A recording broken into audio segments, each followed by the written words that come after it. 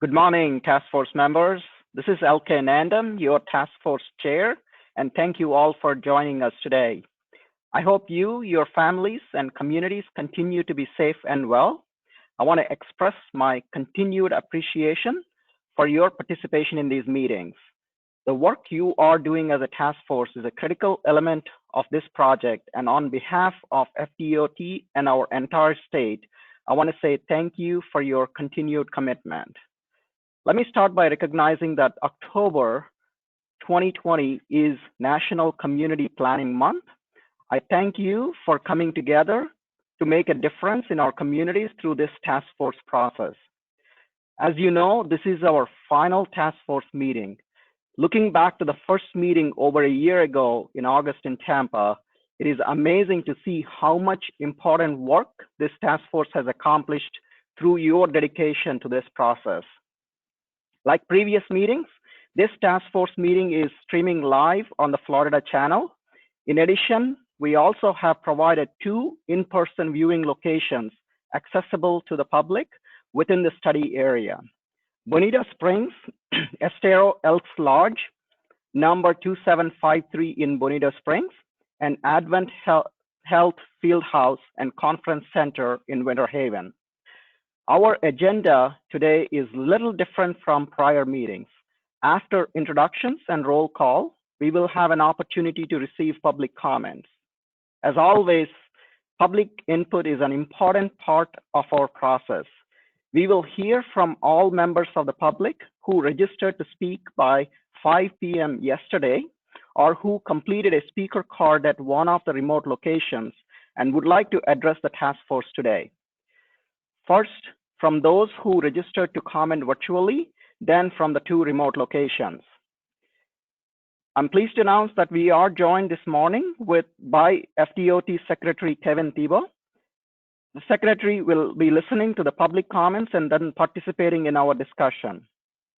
After a short break, we will hear about the public comments received on the draft task force report. As we continue our public engagement efforts, we have a community open house scheduled for Tuesday, October 20th. That's tomorrow at Charlotte Harbor Event and Conference Center in Punta Gorda. Similar to last month, this community open house will be conducted in a hybrid format with materials available online for members of the public who prefer to attend virtually. You will hear more about the upcoming community open house from our production lead. I want to thank you all for reviewing the draft report and submitting your thoughtful amendments. In preparation for today's meeting, we compiled all proposed amendments received as of Thursday, October 15th. We have been also adding on amendments as we receive because of unforeseen circumstances for the task force members. These amendments were posted for your review on Saturday. Karen and Beth will review each proposed amendment with the task force today, and we will have time for discussion on each substantive item. If you have any comments or concerns, please feel free to raise your point in today's discussion. I want to emphasize the importance of conversation today on the amendments. We want to make sure any amendment that gets adopted is vetted with proper input from the task force. After discussing all the amendments, we will finalize the task force report. The schedule today is to run from now until 12:30 p.m. when we will take break for lunch and resume at 1:30 p.m. We anticipate ending at 5 p.m. with closing remarks. I want to thank you in advance for your participation in what will be a long day today. The goal is to support your deliberations, so please let us know what you need. So I'm going to turn it over to Karen. Karen?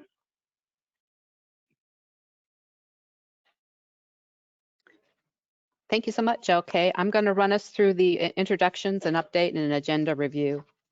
So today I'm going to briefly talk about the public comment period, logistics for the meeting, today's agenda, objectives, and materials, as well as a brief Florida Sunshine Law reminder. The public comment period will begin at approximately 9:15 this morning. And as LK said, will receive comments virtually and then subsequently from the 2 physical public locations. Those comments received to participate virtually by 5 p.m. yesterday will be addressed, and then you can get a comment card at the public viewing locations to be able to speak at one of those locations. For the task force members, in terms of webinar instructions, and everyone else, this meeting is being recorded, and it will be available with other materials on the MCOR's website. Task force members will remain muted for the presentations and most of the discussions, and once we go into the discussions, we will be more interactive, but we will still unmute you one at a time. Similar to recent task force meetings, instead of putting up your tent card, if you indicate you would like to ask a question or speak, make a comment, please use your raise hands feature, and we ask you to remain self-muted when not speaking. For those participating with their cameras, your raise hands function is you're turning on your camera. We ask that you wait to be recognized before speaking, however. I'll generally call on people in the order that they raise their hand or appear on the screen. And as we do in in-person meetings, I may manage the flow to allow members that have not yet had an opportunity to speak to participate or to wrap up one thread of conversation before we begin another. And as I mentioned, if you've self-muted, please make sure to unmute. And do not put the webinar on hold or take another call, as we will hear your music. So for today's agenda, the objectives are to receive public comment, provide updates on the public comments received on the draft task force report, and then to review and refine the draft task force report. As a quick recap of today's agenda, after the sunshine video, we'll do a roll call. Then we'll have the public comment period, followed by a presentation from Beth Kegel on the summarizes the comments we received from the public on the draft report. Then we will begin refining and reviewing the draft report until we need to break at 12:30. And we'll take a stretch break at 12:45 after hearing from Secretary Thibault. We'll return at 1:30 to continue reviewing and refining the report. At 3:15 p.m. we will have a stretch break, and then we'll resume at 3:30. And after we complete conversation today, we will have some closing remarks, including a few from each of you as we go on. So just to remind you, to set the stage for today, we do have 72 amendments to go through, so this will be quite a long day. So the government and the Sunshine Law video, if you would please run that for people.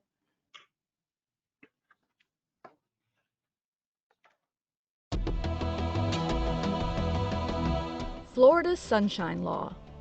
Florida's government, in the Sunshine Law, provides a right of access to governmental proceedings at both the state and local levels.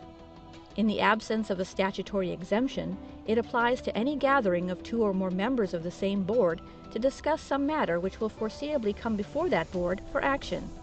Scope of the Sunshine Law. Board members may not engage in private discussions with each other about board business, either in person or by telephone, email, texting, or any other type of electronic communication, such as Facebook or blogging. While an individual board member is not prohibited from discussing board business with staff or non-board members, these individuals may not be used as a liaison to communicate information between board members. For example, a board member cannot ask staff to poll other board members to determine their views on a board issue. The Sunshine Law applies to advisory boards created pursuant to law or ordinance or otherwise established by public agencies or officials. Staff meetings are not normally subject to the Sunshine Law. However, staff committees may be subject to the Sunshine Law if they are deemed to be part of the decision-making process, as opposed to traditional staff functions like fact-finding or information gathering. Board meetings. While boards may adopt reasonable rules and policies to ensure orderly conduct of meetings, the Sunshine Law does not allow boards to ban non-disruptive videotaping, tape recording, or photography at public meetings. Public Records Law. Florida's Public Records Act, Chapter 119, Florida Statutes, provides a right of access to records of state and local governments, as well as private entities acting on their behalf. If materials fall within the definition of a public record, it must be disclosed to the public unless there is a statutory exemption. The term public records means all documents, papers, letters, maps, books, tapes, photographs, films, sound recordings, data processing software, or other material, regardless of the physical form, characteristics, or means of transmission. This includes electronic communication like text messaging and emails, made or received pursuant to law or ordinance, or in connection with the transaction of official business, by an agency, including a private entity action on behalf of a public agency, which are used to perpetuate, communicate, or formalize knowledge. Providing public records. Public records cannot be withheld at the request of the sender. A requester is not required to show a legitimate or non-commercial interest as a condition of access. A request cannot be denied because it is overbroad. Unless authorized by another statute, an agency may not require that public records requests be in writing or require the requester to identify himself or herself.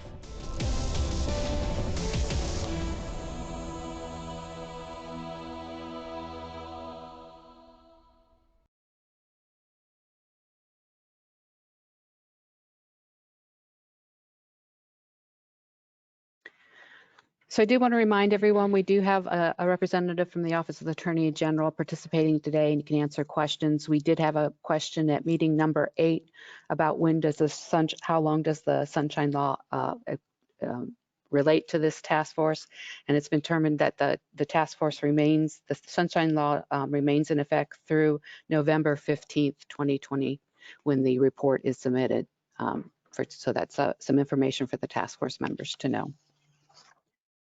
We'll now move into a task force member roll call.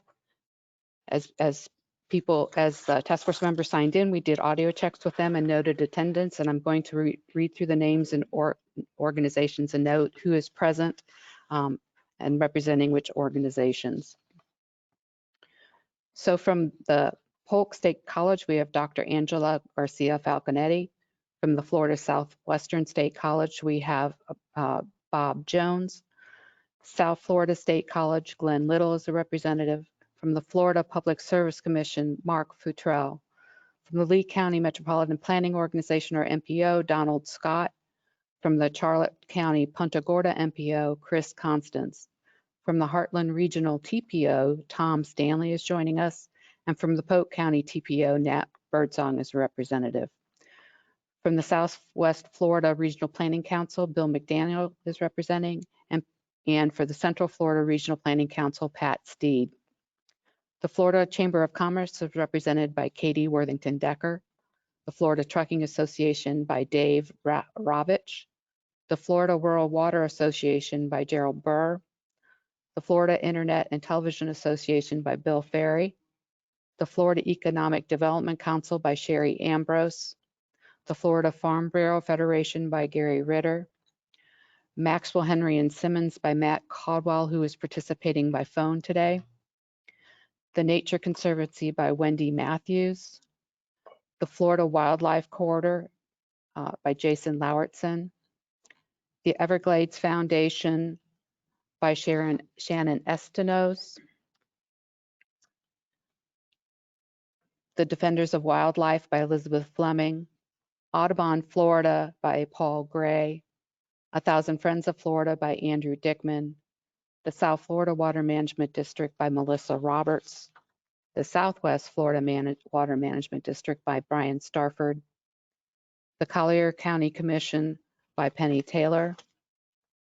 The Lee County Commission by Cecil Pendergrass. The Charlotte County Commission by Ken Doherty. We do not have a representative from the Henry County Commission. The Glades County Commission is represented by John Ahern today. DeSoto County Commission does not have a representative yet today. The Hardy County Commission is represented by Mike Thompson. The Highlands County Commission by Ron Hanley. And the Polk County Commission by Rick Wilson. The Florida Department of Environmental Protection is represented by Jennifer Carpenter.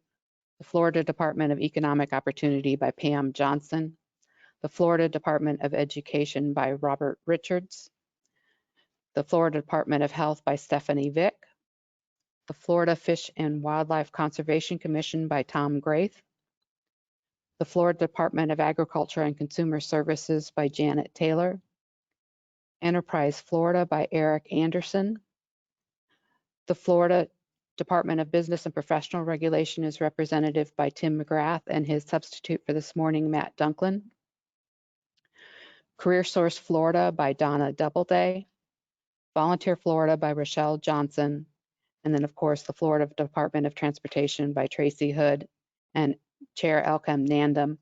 The Collier County MPO is represented by Michael McCabe. He has a conflict today due to a Naples City Council meeting and will not be participating. So with that, we will go to the public comment period. This has been included early in the agenda so task force members can hear comments about the report and other items. And so we will hear from people that are participating virtually, and then at Winter Haven, Bonita Springs, and then Winter Haven. Requests made online and virtually received by 5 p.m. yesterday via speaker card at a public viewing location will be addressed during this public comment period. Comments will be made in the order of the request. If you do not respond when your name is called, a second chance at the end of the public comment period will be given. When your name is called to actually speak, we will unmute your line in order for you to provide comment within your allotted time of 3 minutes. You will hear a tone when you have 30 seconds remaining and another tone when your time is up. The line will be muted after 3 minutes, so please keep your eye on the clock and listen for the tones. If you have more information to share with the group and anyone that has comments at any time, you're welcome to send them to fdot.listens@dot.state.fl.us, the email on the slide here. Only one person at a time will be unmuted. If you have self-muted, please be sure to unmute before speaking. After the virtual public comments, we'll move to the public viewing locations. So with that, we'll go to public comment. First up is Vivian Young from Tallahassee, Florida. Vivian, you are unmuted. Thank you. This is Vivian Young, Communications Director for 1000 Friends of Florida. Over the course of this process, 1000 Friends has submitted numerous recommendations regarding guiding principles, PD&E directions, and the final report. On October 8th, 1000 Friends sent a letter to FDOT reiterating our ongoing and major concerns. These remain the same as what we have discussed throughout the process. The first relates to transportation need and financial feasibility of the project. It's really disconcerting to think of hundreds of millions of dollars being spent on this process before even going through the Florida corridor planning process to determine if there's a preliminary determination of need, and if yes, if the projects are financially feasible. We strongly, strongly urge that you slow down this process and include in the task force report a recommendation that a preliminary determination of need and financial feasibility be included before moving into the very costly PD&E process. Our next concern relates to the issue of sprawl. This is one of the major impacts of this road system is going to be sprawl. There has been a lot of discussion about the role of the state and the desire for local governments to make the final determination on what's going to go on around interchanges. We would like to argue that this would not be in place if there were not taxpayer dollars from across the state being spent to build these roads and build these interchanges. For that reason, there will be tremendous impacts funded by state taxpayers across the state that would impact the state's drinking water supply, endangered habitats, and things like that. So we, again, want to see provisions included that relate to interchanges and the acquisition of lands prior to the construction of the roads.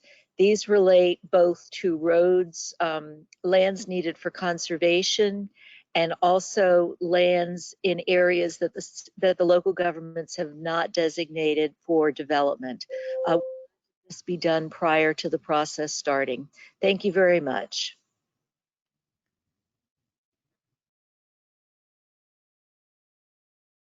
Thank you, Mrs. Young, for your comment. Up next is Lindsay Cross from St. Petersburg, Florida. Lindsay, you are unmuted. Good morning. This is Lindsay Cross with Florida Conservation Voters. First of all, I would like to thank all of the task force members, DOT staff, and consultants for your extraordinary work and commitment during this process. Possibly it's because we're still in the midst of this global pandemic, but it seems like this has been a very long 15 months, but yet it is also a very short time to spend on decisions of this magnitude.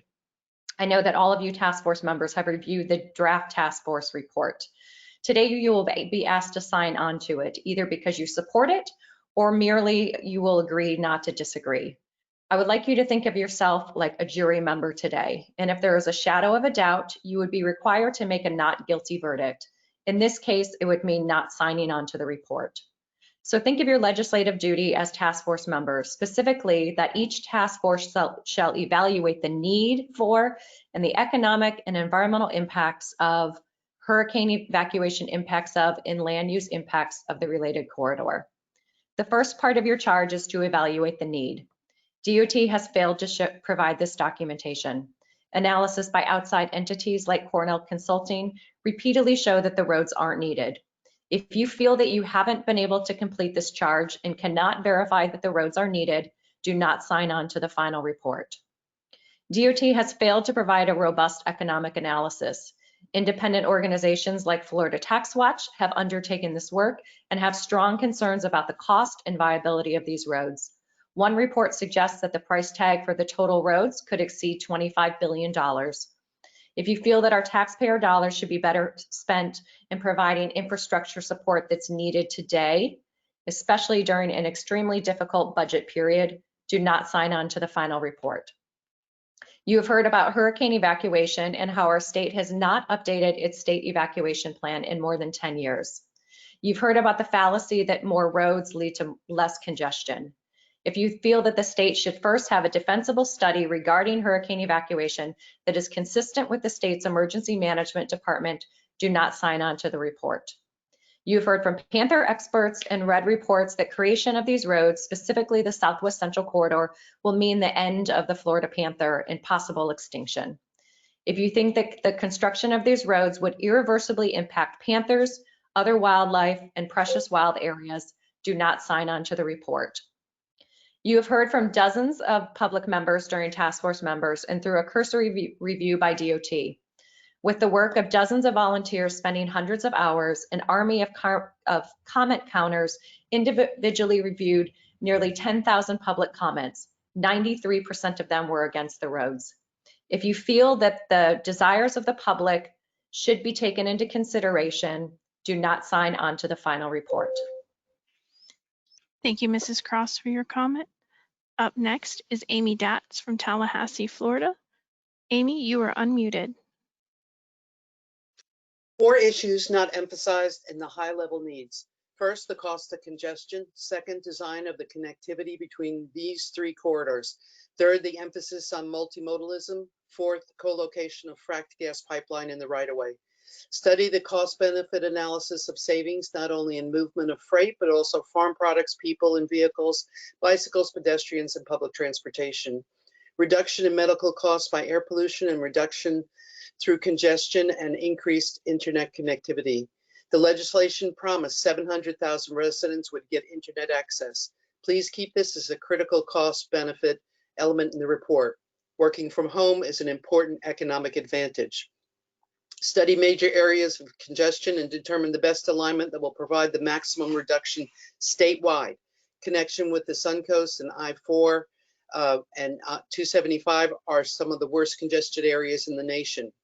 Interregional connectivity to maximize efficiency of travel must be realized by not dumping traffic onto I-4 or I-75 to connect these three corridors. Make the southwestern and Suncoast corridors contiguous with an interchange to I-4. Passenger rail was not thoroughly addressed by this report or the task force members. It should be given a priority when right-of-way is designed. The voters approved it decades ago. Its time has come here and now in this project. Solar power to supply the energy for this new rail service should be discussed by the task force in the report and recommended especially in PD&E and design. My chief concern is to include the co-location of Sable Trail or other natural gas pipelines in the corridor right away. This is stated clearly in the Northern Turnpike Extension Report, but not addressed by this task force. The task force and the public were not adequately informed of this potentially major issue. It is expensive to install and more expensive to remove when the industry goes bankrupt. The natural gas industry will be obsolete in 10 to 20 years, leaving the taxpayers to clean up the mess. This project should avoid supporting the development, inclusion, and maintenance of natural gas. The Big Cypress is the site of exploration for fracking. Fracking in this area will not only destroy the panther habitat, but potentially severely adversely impact this roadway. Frack gas must travel by pipeline, truck, or train. Transportation by truck has the potential for an explosion or spills, and also creates a very dangerous, highly volatile cargo mingling with our traffic. Fracking requires not only toxic, explosive, and radioactive material to be brought in, but the results brought out. This is hundreds of thousands of dangerous truck trips in the corridor. This should be discussed in this report. It may be the most contentious issue hidden in this project. Thank you, and thank you for allowing me to speak to you through this webinar. And because of my age, it's been a life or death issue, and I appreciate you all very much. Thank you, Mrs. Datz. Up next is Matthew Schwartz from Fort Lauderdale, Florida. Matthew, you are unmuted. Yeah, hi, can you hear me? Hello? Yes, sir, we can hear you. Okay, great. All right, this is Matthew Schwartz, South Florida Wildlands Association. All three legs of the MCORS project have the same set of problems: slicing up and fragmenting wildlife habitat, degrading public conservation lands, inducing sprawl, paving over wetlands and aquifer recharge areas, decreasing water for springs, creating new sources of polluted runoff, destroying agricultural areas, and spending massive amounts of public money on a project that has never been deemed necessary by any state or federal agency. Nor has it ever received, even conceptually, any type of environmental review. The only one we got was from John Rublick, a transportation biologist with the U.S. Fish and Wildlife Service, and he referred to the project as, quote, a disaster for the panther as it goes through and would open up for more development, some of the best and last remaining habitat for the panther, as well as other fish and wildlife resources and the environment. As noted by John Rublick, this particular leg of MCORS has special problems as it would cut through the core habitat for Florida's state animal, an area that has been carefully preserved through decades of land acquisition and management and includes such well-known lands as the Big Cypress, the Picayune Strand, the Fakahatchee Strand, the Florida Panther National Wildlife Refuge, the OK Slough State Forest, the Corkscrew Regional Ecosystem Watershed or CREW lands, and others. And though these lands are essential for the Florida panther, they are only a part of an even larger landscape of lands that constitute the core breeding habitat for the species. This project would simply roll out the red carpet for hundreds of thousands of acres of private rural lands, natural, ranch, or agricultural, to be converted to housing and commercial uses. The transportation grid we will be providing to developers free of charge to degrade this very special part of Florida will never be mitigated if this project moves forward. The end result of the Southwest Florida Connector is not some grand public works project, but only more people, more cars, more shopping, less habitat and prey for panthers and other species, degraded waters and increased polluted runoff, and increased roadkill for all the wildlife for which this area is home. One of the main goals of MCORS is stated to be the revitalization of rural areas. I can assure you, Collier, Lee, and most of the other counties in Southwest Florida do not need this type of revitalization. As everybody on this phone call knows, growth has been skyrocketing in this region for decades. More than anything else, Southwest Florida needs a set of brakes It also needs intelligent growth that brings protection to wildlife and habitat, including wildlife crossings on existing roads, and brings money for needed things like broadband internet for all residents and first-class hurricane shelters so people don't have to be out on highways trying to figure out where a hurricane is going to end up. Please support the no-build alternative for MCORS and specifically the Southwest Florida Connector. Thank you very much. Thank you, Mr. Schwartz. Up next is Eugene Kelly from Brooksville, Florida. Eugene, you are unmuted. Thank you. Gene Kelly, I'm speaking on behalf of the Florida Native Plant Society.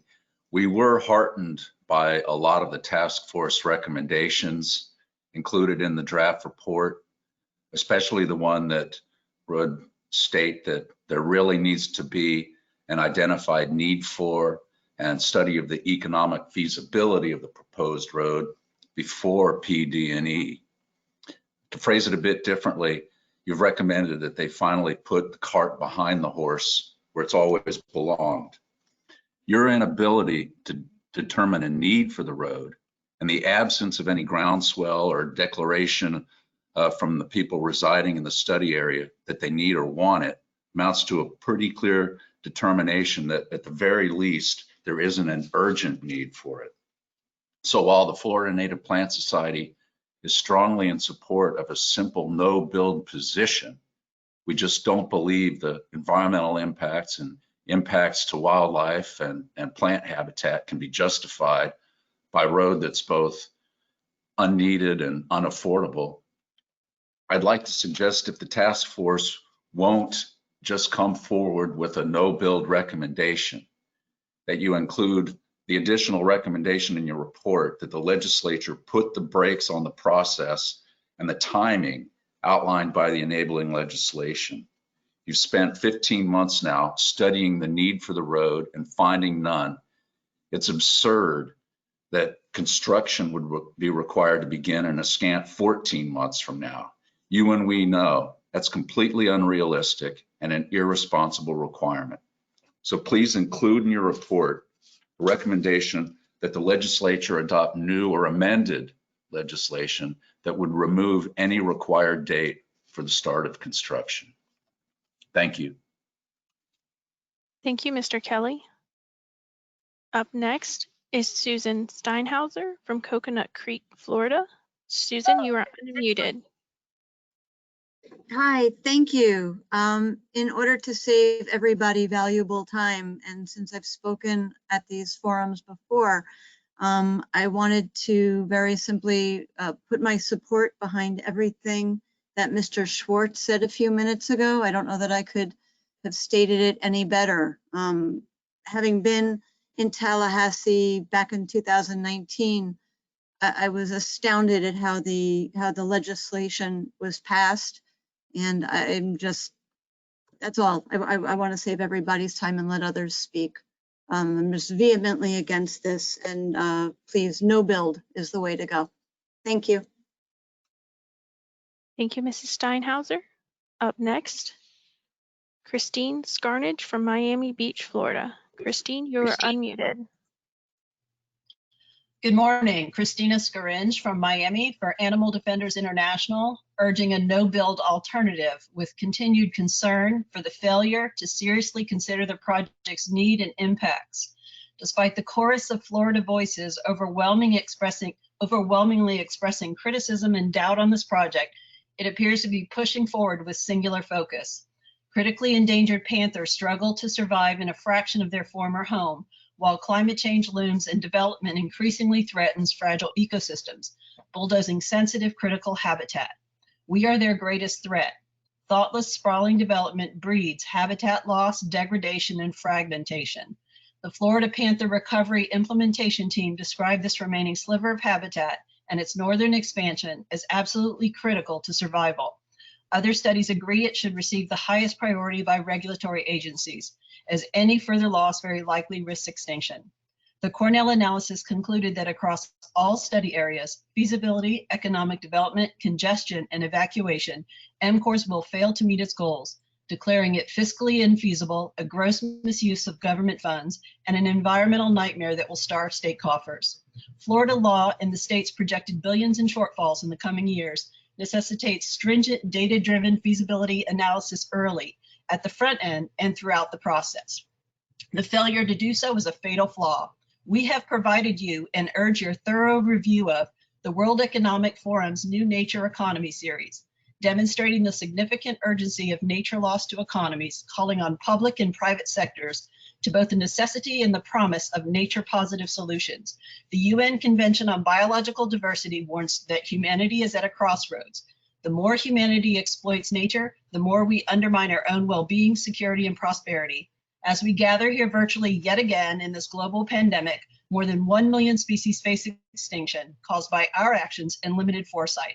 CBD said the evidence in our hands demonstrates the severe, widespread, and persistent consequences to people, cultures, economies, the climate, and the natural world. If we continue along our current path, demanding a significant shift away from business as usual projects like this one, our times demand that we reevaluate our use and abuse of this world. Development and infrastructure can no longer be blind to the natural world. We are a part of the natural balance that we have thrown off with our thoughtlessness. Floridians agree, as 75% voted to mandate the state spend millions towards conservation lands for habitat corridors and the like. It doesn't take a massive roadway project to fulfill that mandate. The people of this state and the repeated stark warnings from near and far of the financial and environmental challenges before us could not be clearer. We can fix this, but only if we face our hubris with honest, responsible, innovative, nature-positive solutions that improve all our lives and a world we can all share. Thank you. Thank you for your comment. Up next is Carlton Ward from Tampa, Florida. Carlton, you are unmuted.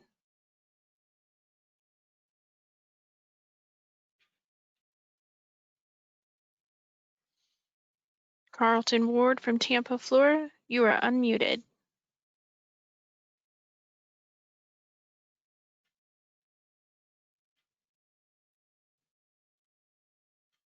One last call, and then we'll circle back. Carlton Ward from Tampa, Florida, you are unmuted.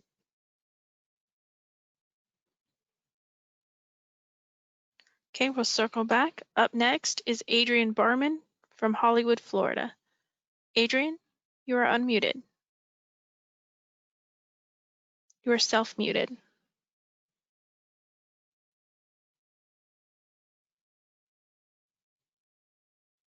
Adrian, if you'll unmute on your end.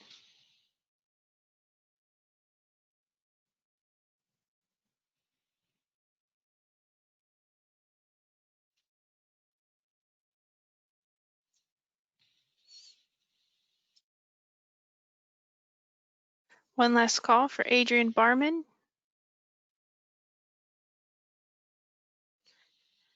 Okay, we're going to circle back to Carlton Ward from Tampa, Florida. Carlton? It's an audio problem. Can you guys hear me okay? Yes, sir, we can. Are you guys able to hear me? Yes, sir. You can go ahead and start your Can you guys hear me? Hello? Yes, sir, we can hear you loud and clear. Gosh dang it. Hello? Mr. Ward, you are unmuted. Hello? Okay. Okay, you can hear me now. Great. We had a bit of an audio problem. I'll try to be concise in my comments. It's a little bit ironic because there's road construction going on outside of my home office here, so it's a little bit loud. But my name's Carlton Ward. I'm a conservation photographer. I'm also an 8th generation Floridian. I've spent the past 15 years photographing Florida's ranch country, and through that I have seen firsthand what is at stake with large-scale development decisions like this. 10 years ago, I was also part of founding a project called the Florida Wildlife Corridor, and with a group of colleagues, we have trekked 2,000 miles through the rural heartland of Florida, much of it in this Southwest Corridor study area, and can really bear witness to the tremendous stakes of these large landscape scale development decisions. For the past 5 years, I've been working for the National Geographic Society on the Path of the Panther project. So I've been looking at our state animal, the Florida panther, as a symbol of why we need large landscape conservation. And it's never been more clear, the stakes and the opportunities of what we're facing. You know, there are Florida panthers for the first time breeding north of the Caloosahatchee River. And if we ever want our state animal, the last big cat in the eastern United States, to reach sustainable numbers, they have to have access to the historic territory through the northern Everglades, through North Florida and beyond. And the only way that's going to happen is if we maintain robust, wide connected wildlife corridors. And what that means is helping save a future for ranching, helping save a future for agriculture in our state, because what the wildlife and people need are largely one and the same. So that brings me to just kind of a broad assessment of the way I see this kind of decision. If we are considering spending $20 billion on new built infrastructure, new roads through the heart of wild Florida, we also need to be spending equal or more money on conservation infrastructure. But not until we're willing to spend the money to make the $20 billion scale investment that's needed to ensure a future for agriculture, a future for working lands, a future for panthers, a future for the water for the Everglades and most of our other major watersheds in our state, then this conversation really makes little sense to me. The green infrastructure needs to have equal consideration in our public planning and our public funding process as our built infrastructure. And if we get to a point where we're willing to do that, then we can build them together in such a way that it can all work. Now, I had reason for optimism during the last call because people were discussing the Florida panther. Thank you, Mr. Here in a Carlton. DOT meeting, we were discussing Florida forever land conservation priorities. Mr. Carlton, appreciate your comment. Your time is up. Now we're going to go to Karen to circle to our virtual locations. Correction. Thank you. Correction. Adrian Barman, we're going to circle back to you. Hello, Adrian, you. Adrian. Yes, ma'am. This is Adrian Barman. You hear me? Yes, ma'am. Go ahead. Okay, thank you. Thank you for coming back. I couldn't unmute. Okay, so I've listened to these meetings for several months now, and I have heard the words of multiple local people in each of the areas speak. And more people were against this road system than for it, a lot more. So I don't understand why this is even an issue when so many people, the people who have moved to these areas to be in rural places do not want this corridor. I also support Max Schwartz, who spoke about the Florida panther and also the Florida bear. They don't know how to cross the street. There are so many roadways now that have been built in Florida that we do not need this road. And another avenue to look at it as, I'm a Florida native, born and bred in Miami Beach. Florida is heating up. We have more days over 90 degrees, including yesterday. There was a day of over 90 degrees. And with more pavement like this, we are just going to heat up even more. Please reconsider this because this is so important to keep the rural areas green so that they could replenish our aquifer, so that we don't have to pollute our waterways with stormwater runoff, as well as our springs that are full of algae. I'm just letting you know, I used to go to the springs and I used to swim in them. And the last time I jumped in a spring in Florida, I broke out in hives all over my body. I'm a nurse. That means I'm allergic to the algae. I figured it out. And I could say that most of the springs that I have been to have algae growing in them. With more storm water runoff, there's going to be more algae. We do not need these problems to be inflamed even more in this state. Please reconsider this. Please think about the wildlife and also the trees, the carbon input that we are putting through our abuse in this state. We need the trees not to be cut down in order to build this road that we do not need. I'm from the Sierra Club as well, Broward Sierra Club, and I do completely disagree with this corridor. Thank you. Thank you, Ms. Barman. Now we'll go to Karen for the virtual locations. Thank you. So we will go first to Bonita Springs at the Bonita Springs Estera Elks Lodge with Walt Brueggemann, who is serving as host there. Walt? Karen, can you hear me? Yes, sir. Thank you, Karen. We have no members of the public from this location that have asked to speak. We look forward to another great discussion today. Thank you. Back to you, Karen. Thank you, Walt. Then we will go on to the second public viewing location, which is at the Advent Health Fieldhouse and Conference Center in Winter Haven, where Melissa Slater is serving as host. Melissa?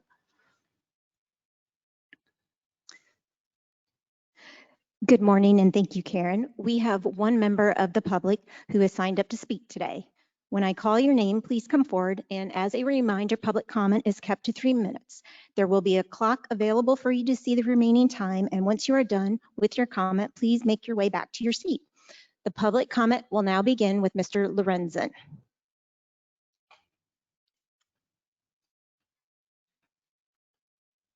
Hey, good morning. I appreciate the opportunity to come out and speak today. I decided to brave some of our existing roads and come and speak for you.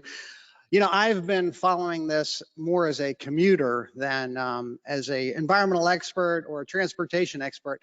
And what I can tell you is that as someone that gets in a car and drives from my little road, Boyette Road in Riverview, Florida, or across the bridges in the Tampa Bay area, or gets stuck on I-4, all of these corridors are highly stressed. And so when I am slowed to almost nothing and looking around at my fellow commuters going just a number of miles an hour, I don't get the impression that what they're thinking is that there needs to be a multi-billion-dollar project in several areas of rural Florida. I think that what we in traffic look at when we are looking at our speedometers creeping below 15 miles an hour in a lot of cases, we're thinking, you know, there need to be some creative transportation solutions, but refocusing and reallocating those solutions to areas that are not under stress and are not the urban core economic engines that really keep the state going and are the future of the state.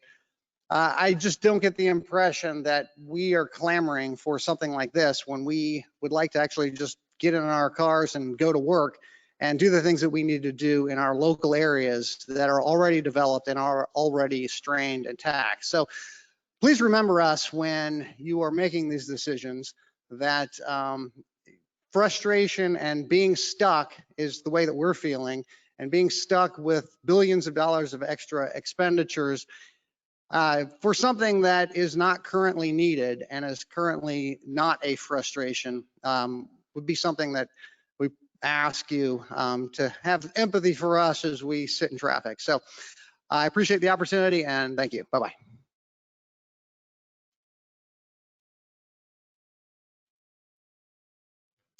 Karen, we have finished hearing from those who have filled out speaker cards. We want to thank those who have joined us today here at the Advent Center in Winter Haven. Thank you, and back to you, Karen.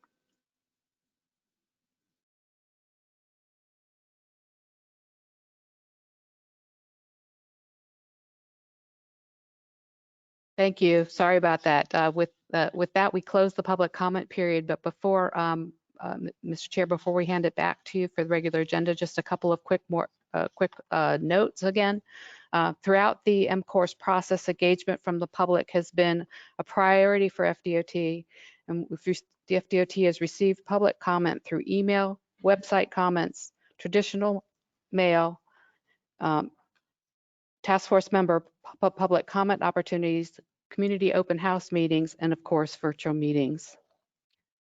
I wanted to remind members of the public and the task force members that there will be a community open house tomorrow evening at the Charlotte Harbor event and conference center in Punta Gorda, and you can get more details at the floridamcors.com. There will also be a virtual component of that that you can get to through the website. So with that, I will turn it over to you, Mr. Chair. All right, Karen, thank you. And I want to thank all the members of the public who came in and either virtually or in person and provided your thoughts. I appreciate your time. As we mentioned, public engagement is a top priority for the department. So at this time, I want to introduce our secretary. I've mentioned that our secretary Thibault here is here with us today. So Secretary Thibault, I want to thank you for being here to support the task force and share your thoughts. So you wanted to address the task force, so I'm going to turn over to you, sir. Thank you, LK. And as always, thank you for your leadership with this task force. And good morning, task force members and members of the public who have joined us today. I truly appreciate the public sharing their thoughts during this comment period, whether it be through the GoToWebinar or those of you that were in Winter Haven, or even those of you who are participating just in person in Bonita. I want to start before I get to my comments with a few data points that I will mention later in my talk. 1851, 11,000, 7 million.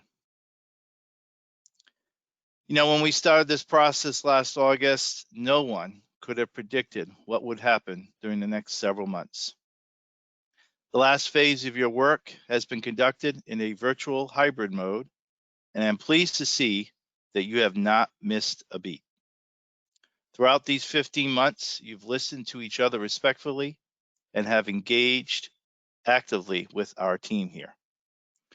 We have greatly appreciated your flexibility as we have accommodated changing meeting plans and your commitment to keeping safe throughout this process. I know this has been a tough assignment for all of you, but I applaud your focus on planning for Florida's future.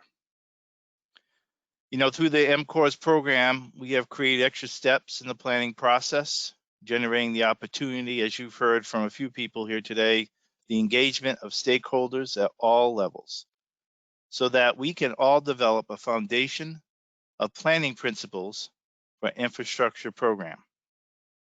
I am hopeful that this approach will be a model for others to follow.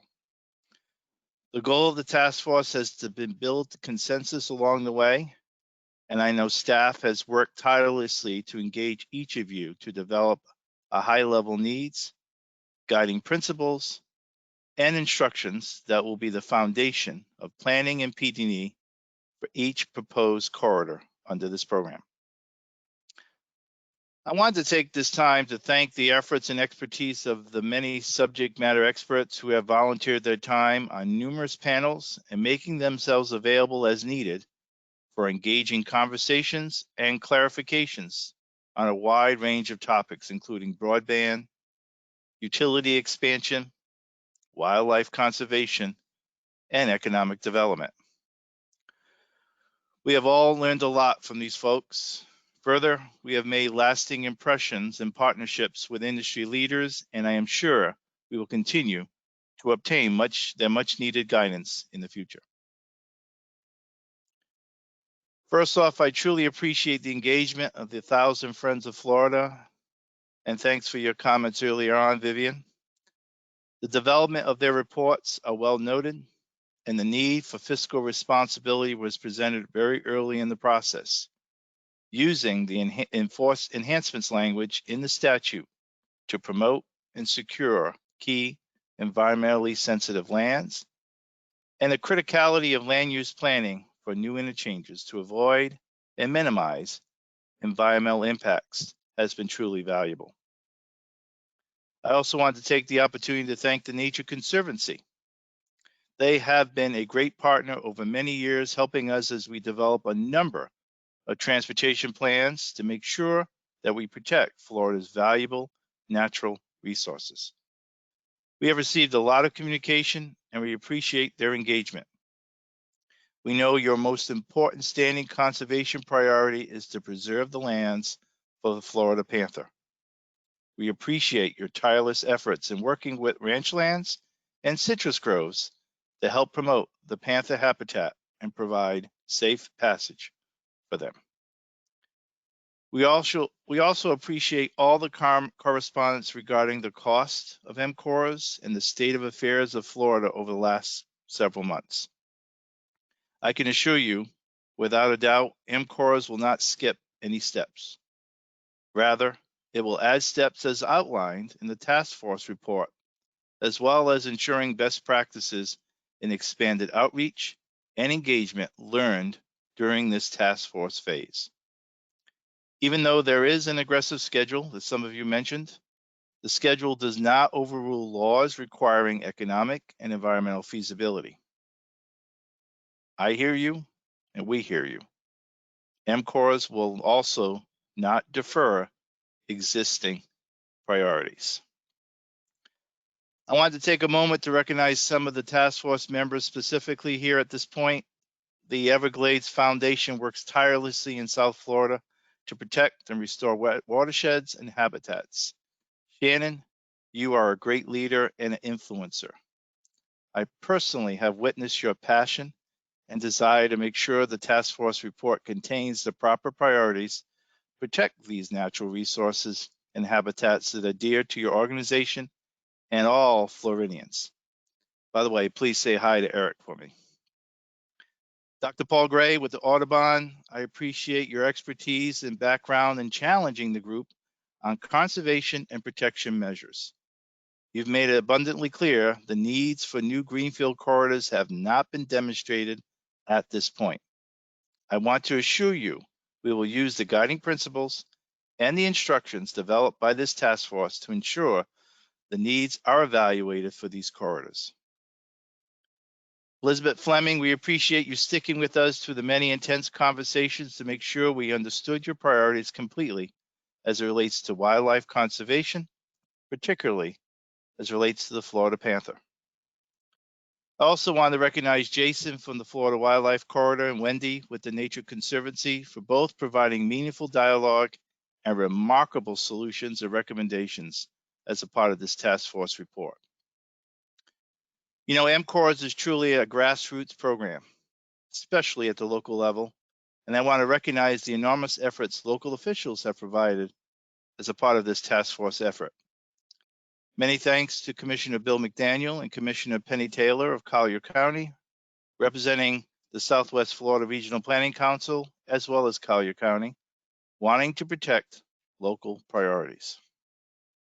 In addition, Commissioner Cecil Pendergrass with Lee County, Commissioner Rick Wilson, and Mayor Pro Tem Nat Birdsong representing Polk County and Polk TPO. I also thank Commissioners Chris Constance and Ken Doherty representing Charlotte County and the Punta Gorda Metropolitan Planning Organization and Charlotte County for asking those tough questions on financial responsibility. Then there is Pat Steed, Executive Director of the Central Florida Regional Planning Council, who I've known for quite a while.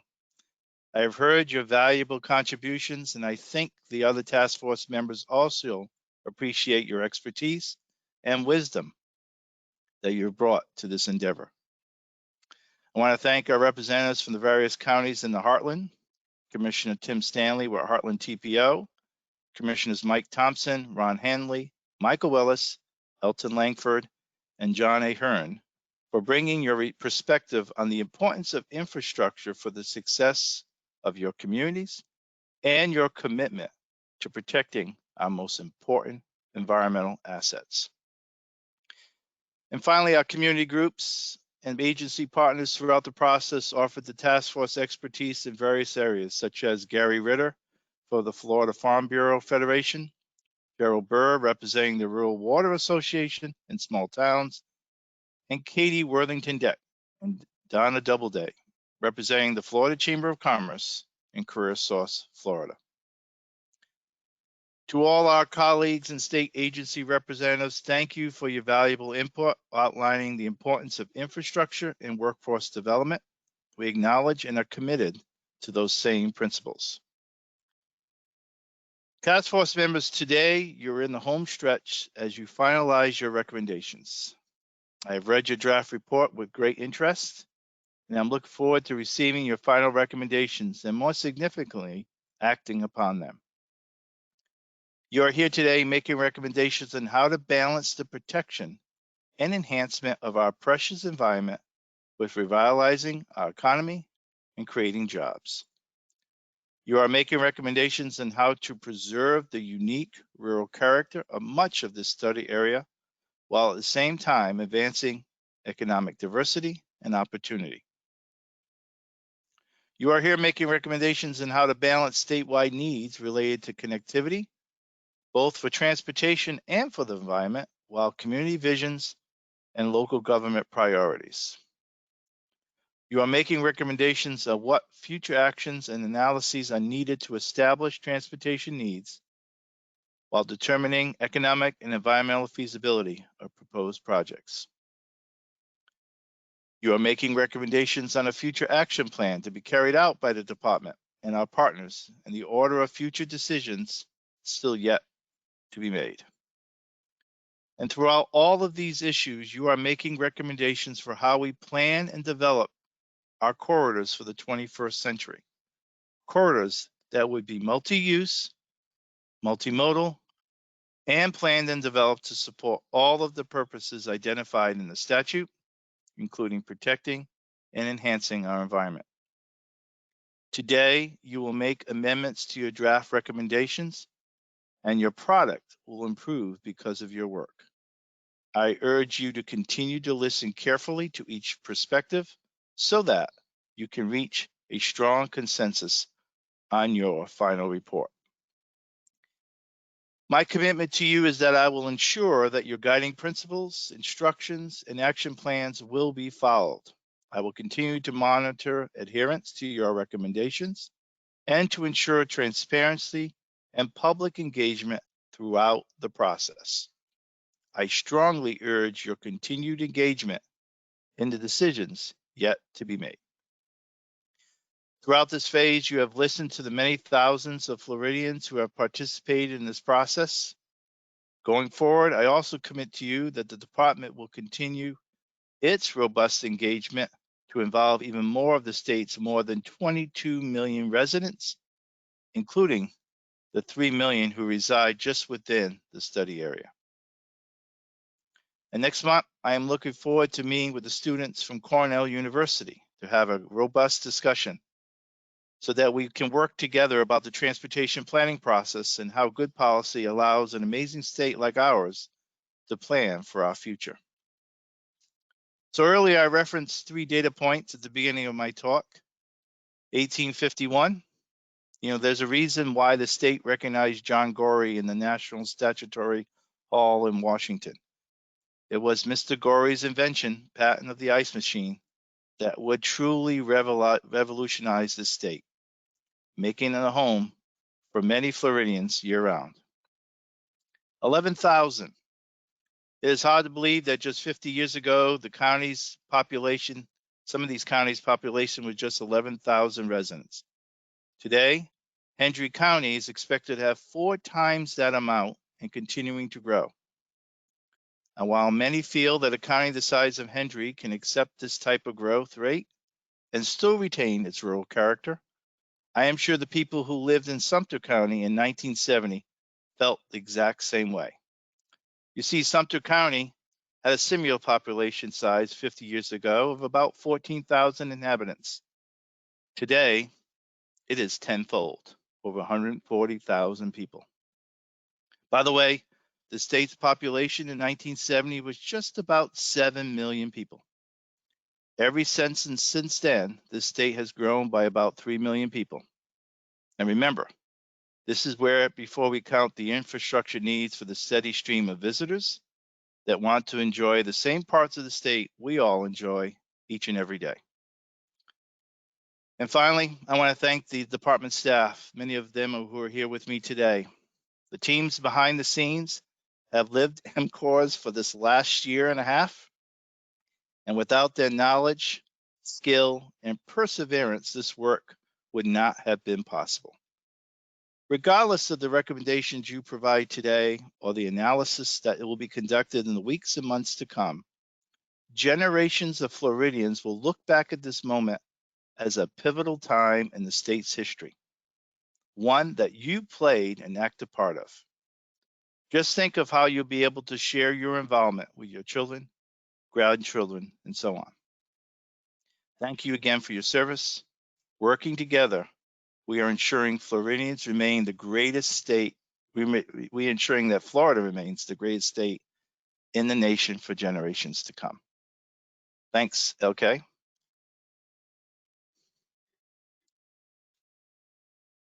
All right. Thank you, Secretary, for your comments and your acknowledgement of the hard work that the task force put towards creating this report. I understand you wanted to take questions from the task force.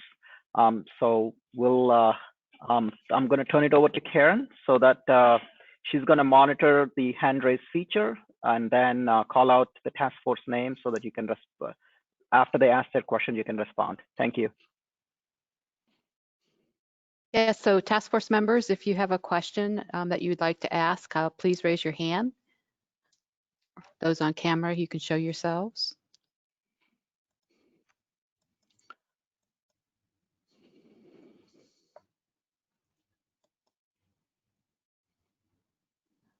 I see Elizabeth Fleming has raised her hand. Elizabeth?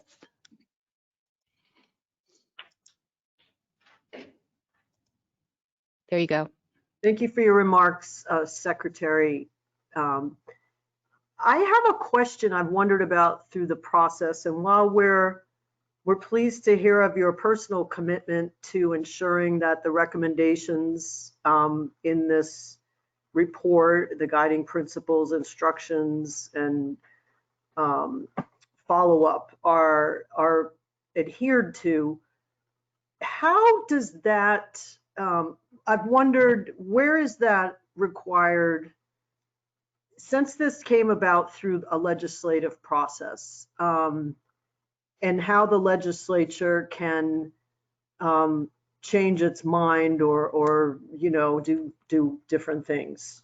Where does that commitment come through in terms of funding for the enhancements, for example, the wildlife crossings, acquisition of land, and all of this? How do we know that in future years the legislature will decide not to fund that part of the MCORS project?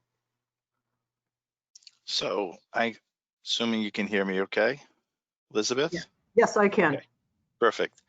So, the goal here would be to extract the efforts of this task force and the report and its findings in those three different categories, again, the overarching needs and guiding principles and other considerations. And that would feed into the next phases of project development. It is very extremely rare, Elizabeth, if not at all, has occurred in the past, that the legislature, as part of a legislative action, goes in and specifically cites in a statute or in a public law a specific provision that says this is all great except for line 17, which you're not going to implement. They usually, it's in the case of our budget and our program, it is basically a upfront approval of the work program as it's proposed. So if the project or the corridor development is including enhancements related to wildlife crossings or anything else that has come up as part of the development process, that's included in our program, and that gets approved as a one line item in the legislature. So they very rarely will have any specific ability to be able to go and do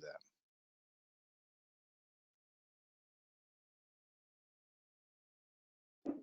Elizabeth, does that answer your question? Any follow-up? Yeah. I was thanking the secretary, but obviously I was muted, so. Thank you, Elizabeth. That does, it speaks to understanding the legislative process and what can go on. But I appreciate your answer and the fact that this should go forward if it does as a package with the enhancements fully intact. Mm-hmm. I think that's correct. Thanks, Elizabeth. Any other task force members that would like to ask a question at this point? Nat Birdsong. Go Good ahead, Nat. morning. Good morning, and thank you, Mr. Secretary, for your comments. My comment is simply this. I have a question as it relates to the funding of the corridor in light of all of the shortfalls in the budgets as it relates to the DOT. How will this affect that? I mean, will our local funding be impacted because Well, of the things that have happened over the last 8 months? Thank you. thank you, Nat. Nice to hear from you again. I met Nat for the rest of the task force members. I guess it was 18 months ago when I started as secretary. So nice to hear from you. Nat, the unique aspect of this program, as envisioned by the legislature when it created it last year, was to put it as part of the Turnpike enterprise. And as such, the Turnpike enterprise is, although a part of the DOT, its funding is totally different in how it moves forward on its different program and projects than it does the rest of the state. So as you mentioned, for example, there has been some reductions, as many of you know, related to the traditional funding source that we receive for transportation, which is the gas tax. The Turnpike doesn't receive any of that funds, therefore also doesn't participate and get involved as relates to allocations, really as relates to the MPOs and so on. So as this project and this program moves forward, it's going to continue to fall under the purview of the Turnpike enterprise, which has its unique funding capability, which again is separate from the rest of the state. Thank you.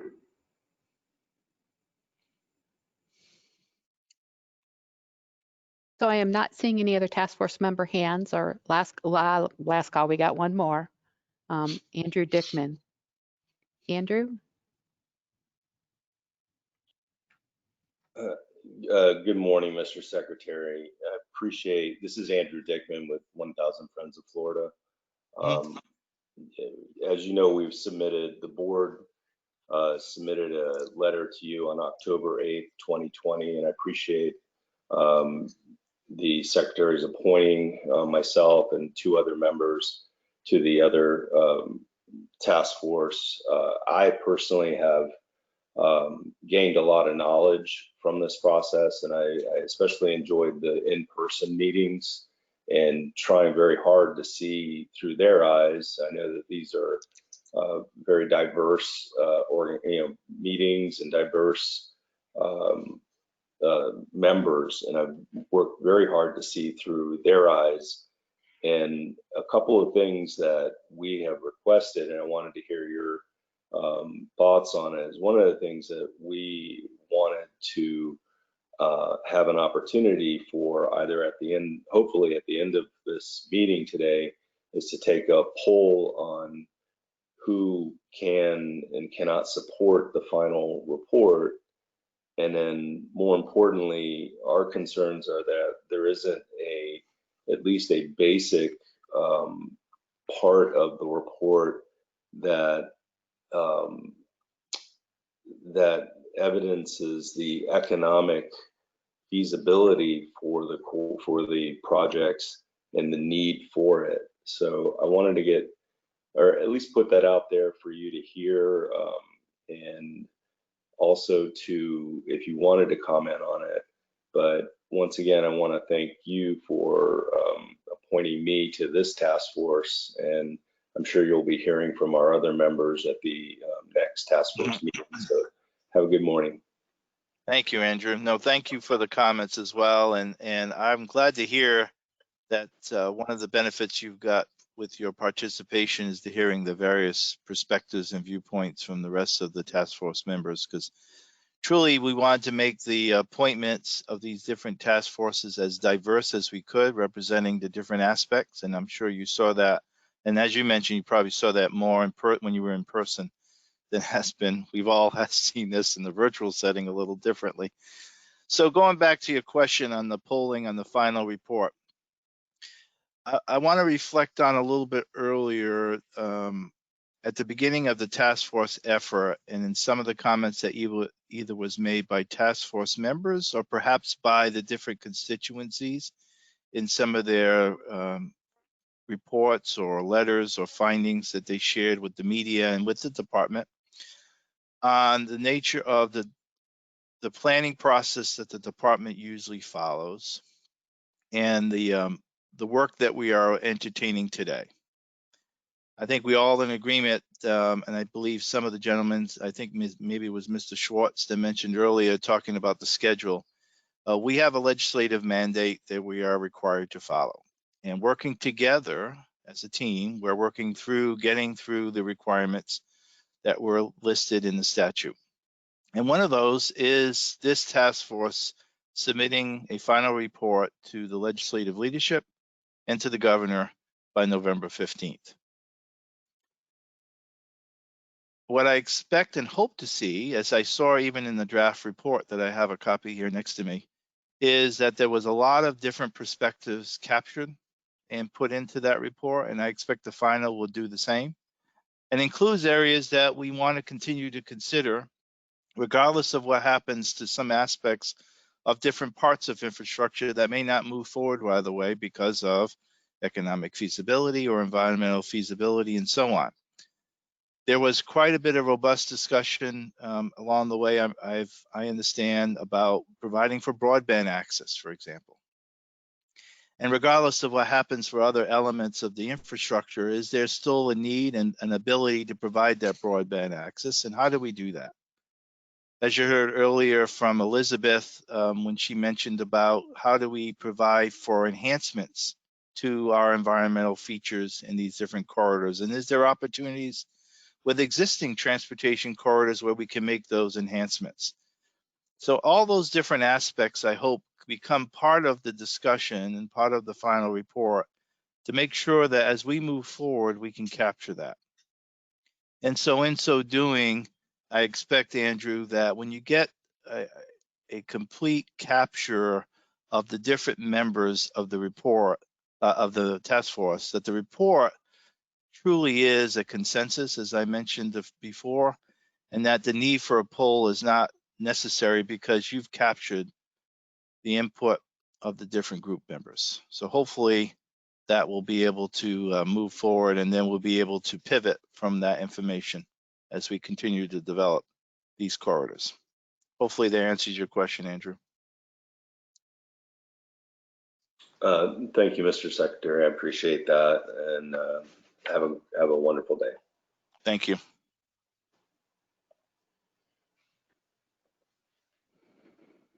So, Mr. Secretary, all the task force members that had questions have raised them. So we appreciate your coming this morning and talking with the task force. Thank you, Karen. Everyone have a great meeting today. Thanks again for all that you've done for the people of Florida.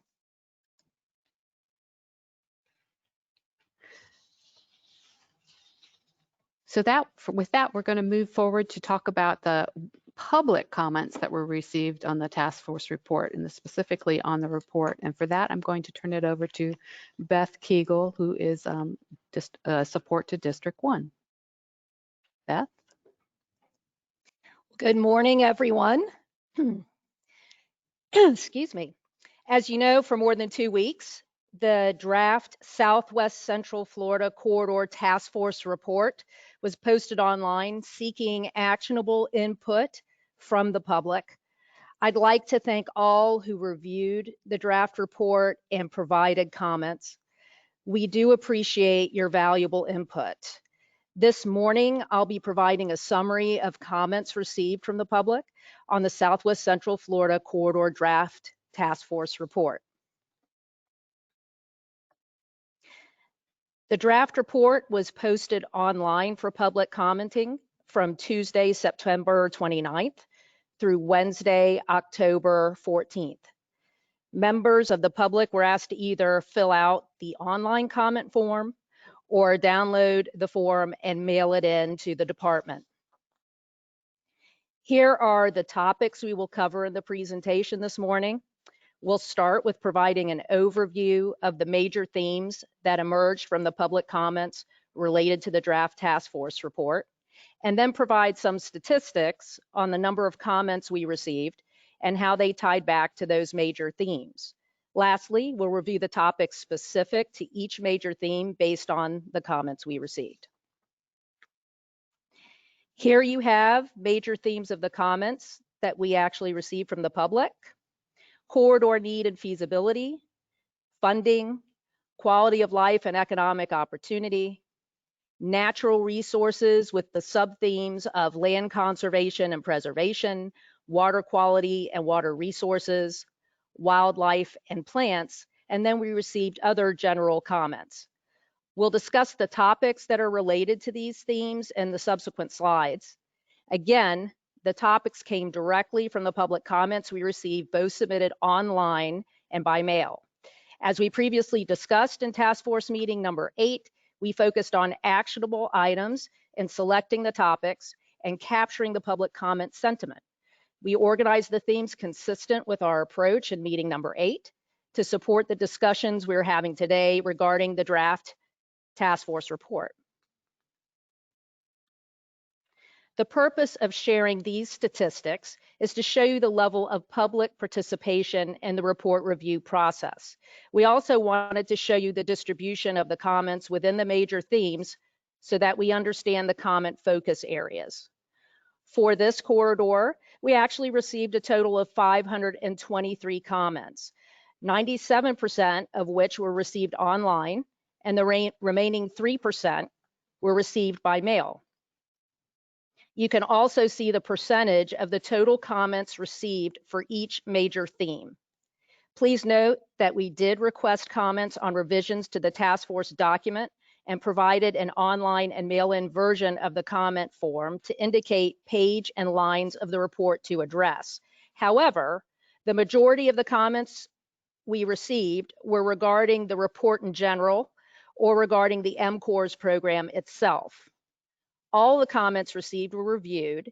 Some contained multiple major themes, and those were counted as individual comments for each referenced theme. Let's now review major comment themes for each section of the report. So here are some of the public comments related to the corridor need and feasibility. Include preliminary determination of need and economic feasibility prior to the PD&E phase. Consider the no-build option.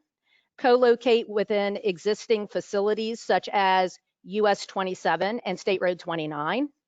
Co-locate a transportation facility within a utility corridor.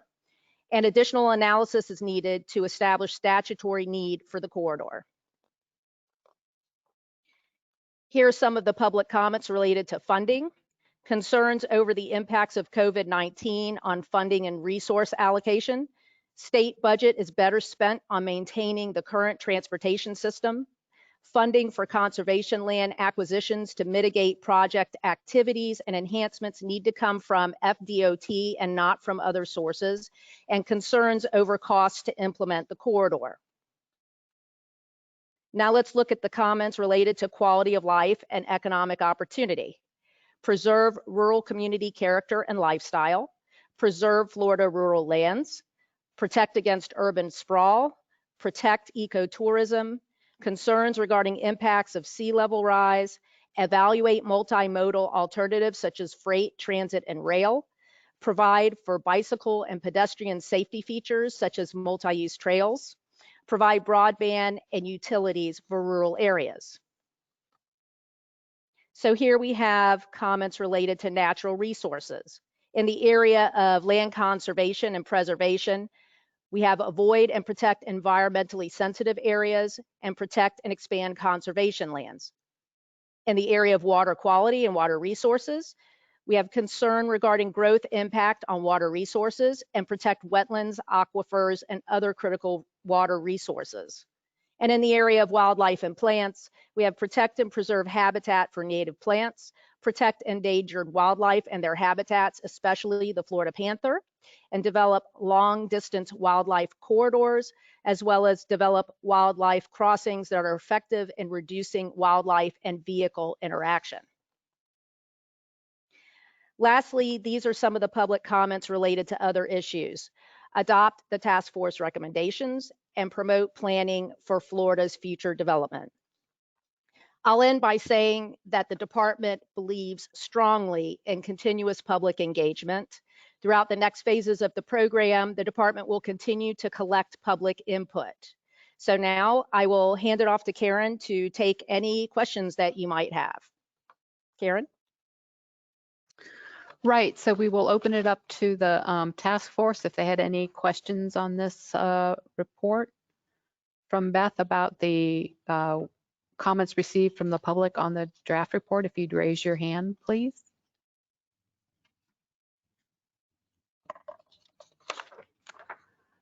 I am not seeing any members, task force members raising their hands. So Beth, I think we're good to go.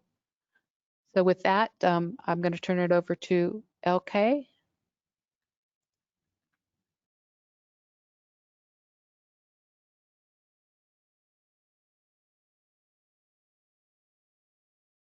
All right, thank you, Karen. And looks like we are a little bit ahead on time on our agenda, but that's a good thing. We'll have more time to talk about the amendments. So why don't we go ahead and take a 15-minute break and come back at 10:45 a.m.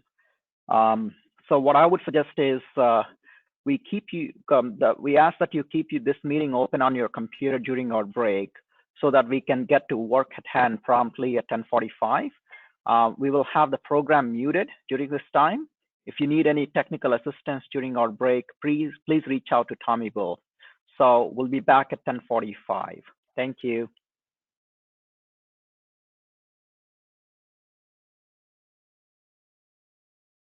Okay. All right, Karen, you ready? Okay. All right, welcome back, task force member. Now I will hand it over to Karen and Beth to begin discussion on revisions to the final draft task force report based on the amendments that you submitted. Karen, Beth? Thank you. So before we get started, I'm going to give you a little rundown of how we're going to run this today and then turn it over to Beth to kind of actually put everybody through their paces and discuss these amendments. So the way we are going to talk about them is we have, like I said, 72 amendments from 10 different task force members. We are going to run through them, the editorial first, and then one by one through the remainder.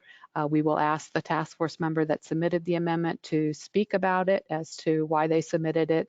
Then we'll open the floor to other task force members to comment, have a discussion, and then come to some sort of resolution, usually through a question, as to how to proceed with the amendment, to accept it as is, as modified, or not to accept something, for example. There could be any variations on that as we go through. And so I will turn it over to Beth, but I see Commissioner Constance has indicated he has a question, I take it? I will only open it up for questions at this point, Commissioner, so. Okay, I did want to comment on the public comment, but I guess I'll wait until the appropriate time. Okay, why don't we hold that to the public engagement section, if that's okay? Very good. Okay, thank you. So Beth, do you want to walk people through the amendments? We're going to bring the amendments up side by side with the report so people can see the amendment as well as the report eventually. Great. Well, this is what we're going to look at first. This is the editorial amendments. In the packages that you received all amendments that were submitted by task force members, some of which were purely editorial. And those we are already incorporating in some form in the final draft of the report. So we're not going to go through those individually today, but what we're going to do right now is we're going to slowly scroll through so you can see these. As you can see, they are marked as editorial, and they were marked as such in your packets as well.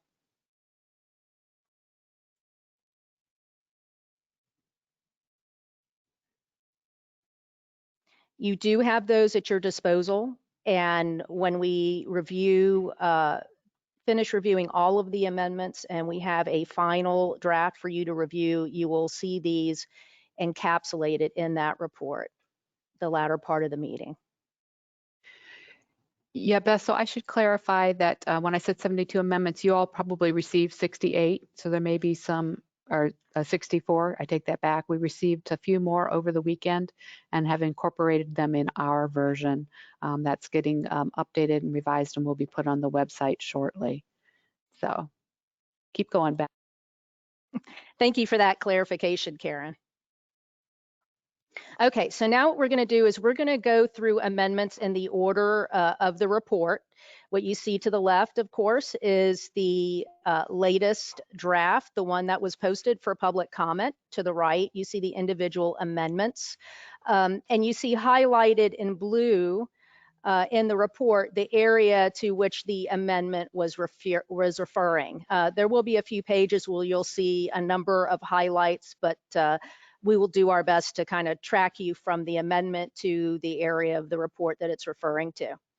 As Karen said, we'll go through these and we'll ask each task force member that submitted the amendment to please present it.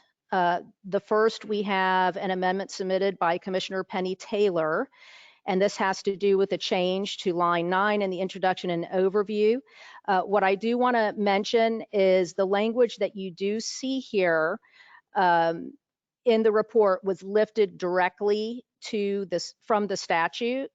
This has to do with the statutory purposes, and in the staff section at the bottom, you'll see the exact statutory reference. So with that, Commissioner Taylor, would you like to present this amendment? Yes, thank you very much. When rereading this, it's clear to me after our year and a half that protecting the environment is for me the denominator through all the things decisions that need to be made going forward. So I changed the word, I struck the word and. It's not and, it is while. I think it's extremely important to emphasize how critical and how important the environment is, especially in this leg of the MCORS road, which we are now bringing forward our guiding principles. So that's why I changed and, I changed it to while, because I think it is a stronger statement about the environment. Thank you. So Karen, are we going to see if we have other task force members who want to comment? Again, I just want to mention that that would be a modification to the statutory language that's referenced. Right, so I will put it open to the task force members to see, particularly for those that agree with the change. I know we've had discussion about the importance of the environment as well as keeping to the statutory purposes and language. So I do see Andrew Dickman has raised his hand. Andrew? I just want to agree with Commissioner Taylor. I know that this was lifted right from the statute, but we're also expounding on the statute in many, many places. So I think that emphasizes the purpose of the statute. So I'd agree with this amendment.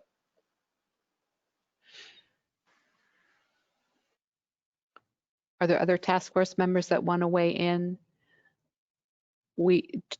For expedience today, we will be making some assumptions about the silence going forward, particularly on these amendments. So I had asked in particular how many, if the task force members that agree could chime in. I will phrase those questions differently going forward. So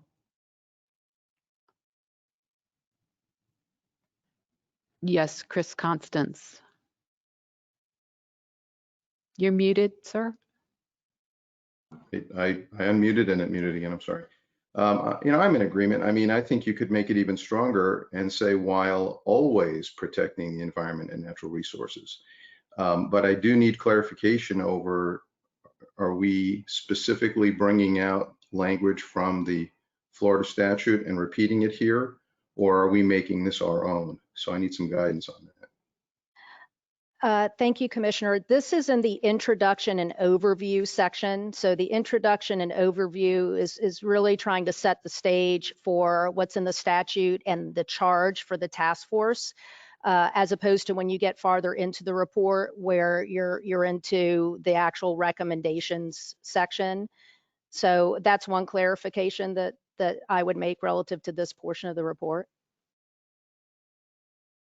Okay, so I mean, I guess I can go with it or not, because I think later on in the document, we will be as strong as we need to be on all of the things that we've been discussing over the past few months, namely protecting the existing environment and natural resources, along with the financial obligations for local communities. So, thank you.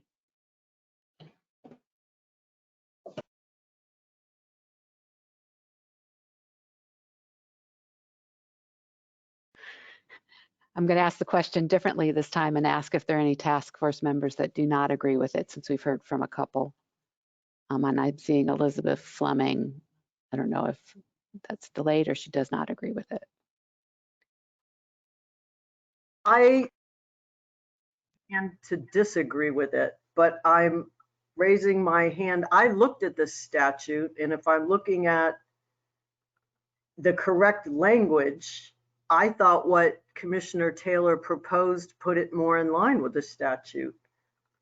I'm looking at language right now that says there is created within the department the multi-use corridors of regional economic significance program. The purpose of the program is to revitalize rural communities, encourage job creation, and provide regional connectivity while leveraging technology, enhancing quality of life and public safety, and protecting the environment and natural resources. Okay, then I think with that, since I'm not seeing any other comments, if you'll let me take the liberty of saying I think that task force amendment is approved, that report amendment is generally agreed upon. And we move forward. Would you agree, Beth? I would say this is up to the task force. Right, so 4 people have spoken out in favor, none against. You know, and so I think we just make the call that it's acceptable. Okay, so well, I'm getting a bunch of hands now, excuse me. So this first one I knew was going to be bumpy, so I appreciate everybody speaking up with us. So Donna Doubleday and Bill McDaniel. Donna? Hi, good morning. Can you hear me? Yes. So it sounded, thank you. So it sounded like from what Elizabeth was saying, the way that it was originally written is directly from the statute. So I would say, why would we not leave it as written with the and instead of the while, because the while is previous. That makes sense?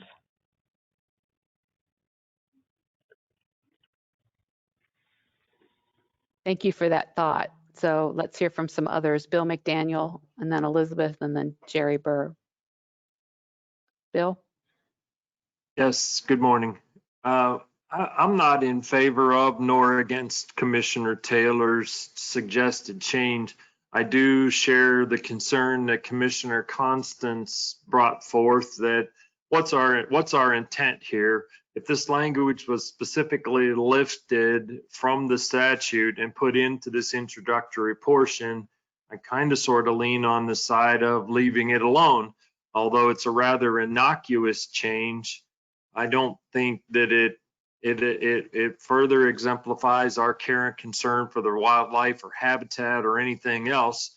But on the same token, I don't disapprove of it. My main reason for raising my hand, dear Karen, was rather than making an assumption, we're all online, call for a vote. If you're in favor of the amendment, raise your hand, count the hands, put your hands down, call for a vote, raise your hands, for and against, and be done with it. I mean, you're leaving, I feel you're leaving circumstances out that could easily be taken care of. We all have a little hand raising button right here. I appreciate that thought, but we're trying to use a consensus-based process. So so we will not be taking votes today. So Jerry Burr and then Elizabeth again. Yeah, so I don't have a problem with the changing it to and, but I would prefer to leave it at that rather than going to while. I do believe the environment is very important, but I think that the economics issues are also very important. They should both be protected at the same time, and there's got to be some kind of a balancing act that the department's got to do in that regard. All right, Elizabeth, and then I'll bring it back to Penny Taylor again. Elizabeth? Yes, Donna misunderstood what my point was, because I'm looking at the statute that has the word while in it. And what I would suggest is to move on in the document, pause on this point while the corridor support staff check it. And then we'll know for sure. Check that language in the statute and report back what the language is. Elizabeth, we actually did check the language in the statute, and that's why in the gray section at the bottom of the amendment refers to the actual statute paragraph number, that it was lifted from the statute. You're actually going to see this in a couple of other places as we move through the amendment in this section, introduction and overview.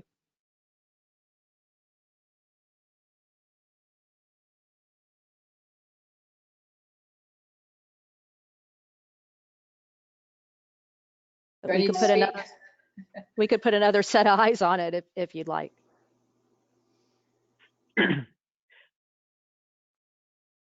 Yeah, hey, task force members, let me make a suggestion here. If we at this, our staff has confirmed of any amendment that we took the language right out of the statute, which we did, you can see at the bottom, like Beth mentioned, I would suggest that we keep that language the same, not to conflict with the statute, but look for opportunities further in the document to re-emphasize or to bring more attention to the things that you want to bring attention to.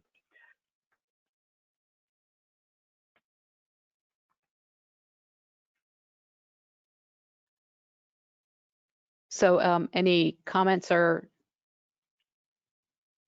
concerns with that approach?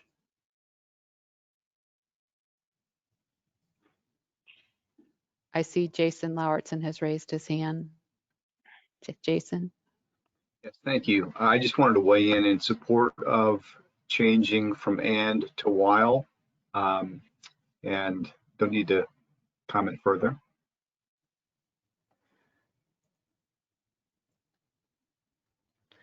Commissioner Taylor, since this is your amendment. Thank you very much.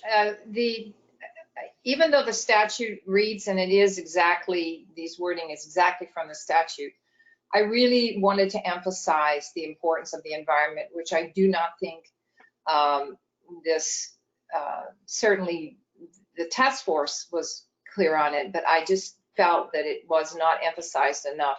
And where better to emphasize it is right at the beginning, and to back that up throughout the document so that clearly the environment is in the forefront of what this task force is going to present to Tallahassee.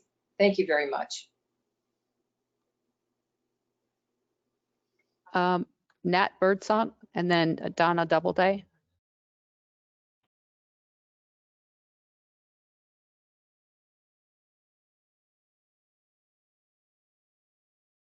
Nat, I think you're self-muted.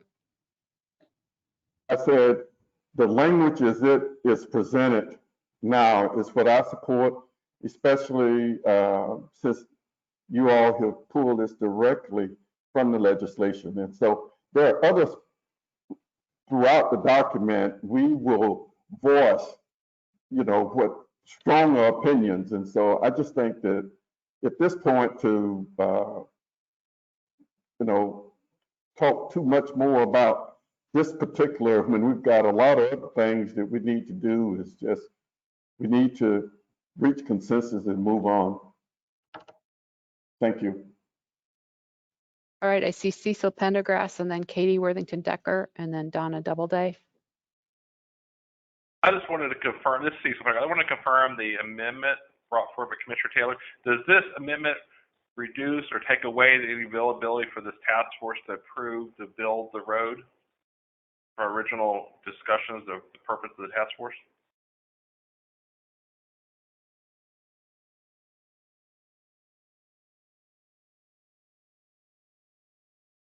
Was that a question? Was that a question for us or? Yes. Okay, sorry. I thought you said Commissioner Taylor. Question, does the amendment presented today, does it change our view, our purpose of us building to voting for a yes to build the road?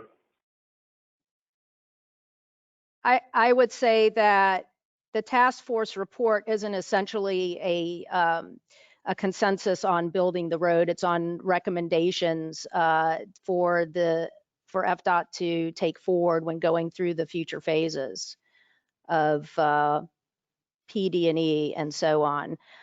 Making this language change, if you're asking if that changes the charge of the task force, no, it does not.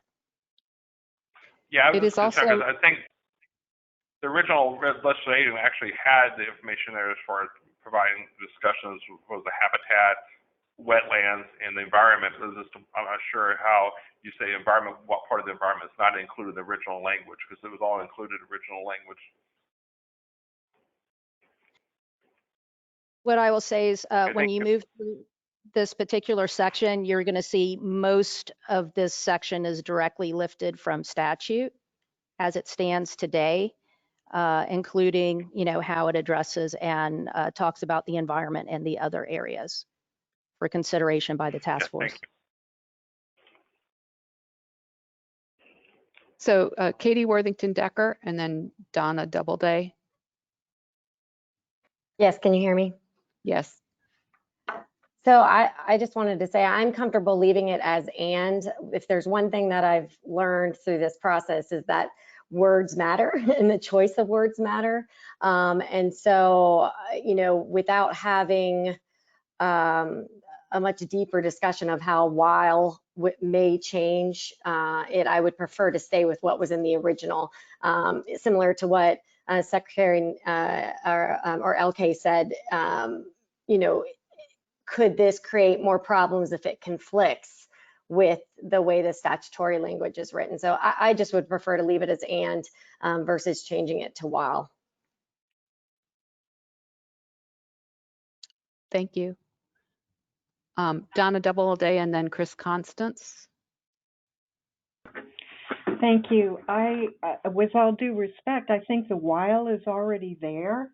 I think when you read this, you would read while leveraging technology, while enhancing the quality of life and public safety, and while protecting the environment and natural resources. So I too am in favor of leaving it the way it is statutorily written. Thank you. Thanks. Chris Constance. Thank you. I think what's missing is, you say that the section was created the MCORs. It needs to say that the legislature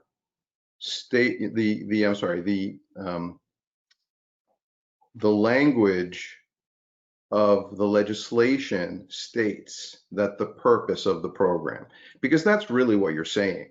We're not saying that that's coming from the task force.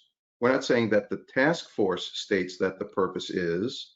We're saying that the language that the legislature placed states that the purpose is, and then that's the language.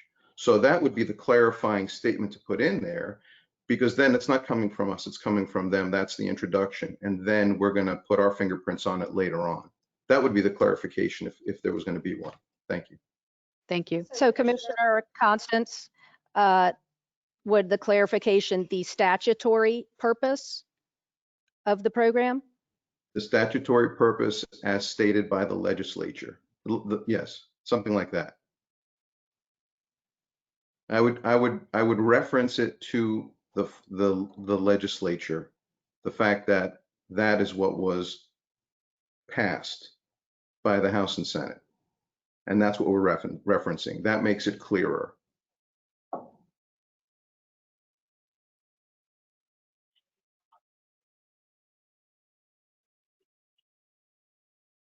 I'm sorry, I'm struggling with mute today. Dave Rovich and Janet Taylor. Oh, yes. Dave? Hi. I would agree with leaving it as is, and I would also support Chris's comment if we were worried about clarifying that. So that's all I wanted to say. All right, Janet Taylor and then Penny Taylor. For the record, I would also like to agree to leave it as is. Thank you. Penny Taylor and then Bill McDaniel. Okay, I think there's this will be here until next week if we don't move this ahead, but the challenge for me was we were handed a program that we are not allowed to say whether we like it or not. We are coming to a consensus about how to make it happen. So the birth of this program and the growth of this program is going to be formed by what we do in this task force, but the actual conception of this program, the idea, is in law. So that right away is a challenge for some of us anyway, for this commissioner. But the other issue, by changing the words and maybe, and I think it's Commissioner Constance's idea about defining where this purpose comes from. In fact, I have an amendment that talks about it. This isn't what we defined as the purpose. This is what has been defined by the legislature and by the statute. And given the fact that it is defined in the statute, and by the way, this wording is exactly what's in the statute, I just felt we had to editorialize a little bit and make sure that the environment is paramount to everyone's idea. So given the background of that, if it's the FDOT and Secretary Nadam, if it is because I can tell by expression on faces, which is just fabulous, that it is troubling to go away from the statute. That it might cause a lot of not only technical problems, but perhaps even political problems for FDOT. I will withdraw that. I will withdraw it. So I will leave it in your capable hands, sir. Thank you, Commissioner Taylor. I think the fundamental question that we need to ask is, if language is directly referenced from the statute, we should keep that the same, but taking Commissioner Constance's suggestion, just add clarification language that it's pulled from the statute from where, right? But take the opportunity to reflect the enhancements that you are talking about at various places in the report so that the intent is captured. I would like to take that direction and move on with any amendments that came up that may change the language of the statute. Okay. Thank you for your understanding. Well, in that case, I will withdraw this amendment, and I will respect the position that FDOT has in the importance of this state agency to adhere to the statute that has been created by the lawmakers of the state of Florida.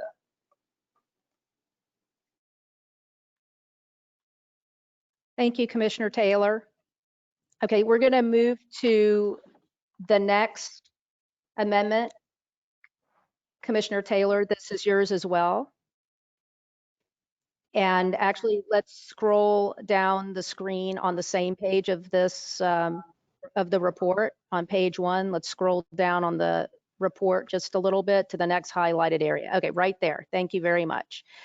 Okay, again, this is reflective of the statutory charge of the task force. On this particular amendment, however, Commissioner Taylor, before you give your presentation, what I'd like to say is there's a portion of the statute that's cited here. There are 2 paragraphs that give specific charges relative to certain specific aspects of each corridor. So what this bullet does is it just summarizes and tracks closely to the statute. So with that, Commissioner Taylor, any comments? Yes, it just seemed to be the words that I put through just seemed to be stronger, using the words potential conflicts that may occur related to critical rather than specific. I think critical, again, underlines the importance of the environment, and that they are critical issues. It's not just specific, oh, well, you know, we can build a dam here and we can handle it over there. These are critical issues that might possibly damage the ecosystem of southern Florida. And we don't need to look any further than US 41 going from Miami to Naples to see what could happen. So these are critical issues, and I really believe specific is just too weak. And I'll end my conversation right now. Thanks, Commissioner Taylor. With regards to specific issues, I believe the intent was to say that there are 3 corridor areas, and each one of them had specific items called out by the legislature, like for instance, in our area, the Florida Panther. So that was what specific issues related to each study area referred to. So I just wanted to clarify that.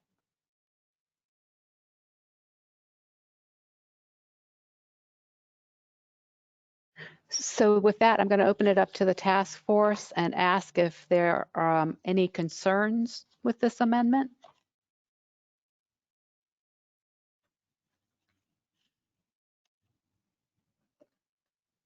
I am not seeing any hands raised. So we will take that as this amendment can move forward as is. That also means what we're going to do is to be able to track this today, we're going to modify the staff section of the amendment and show the text down there so that you can see it as we're moving forward. We will bring the report back late in the day, fully amended with track changes, but just so that you're aware what the text will look like now. So give us a minute.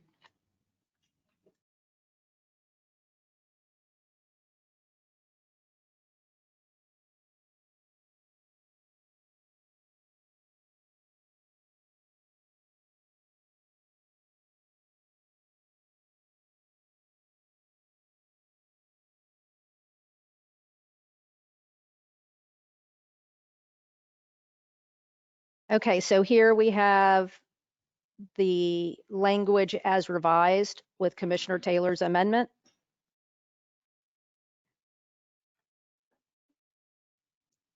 Anyone have concerns? If not, we will move on. And this language will be placed in the final draft.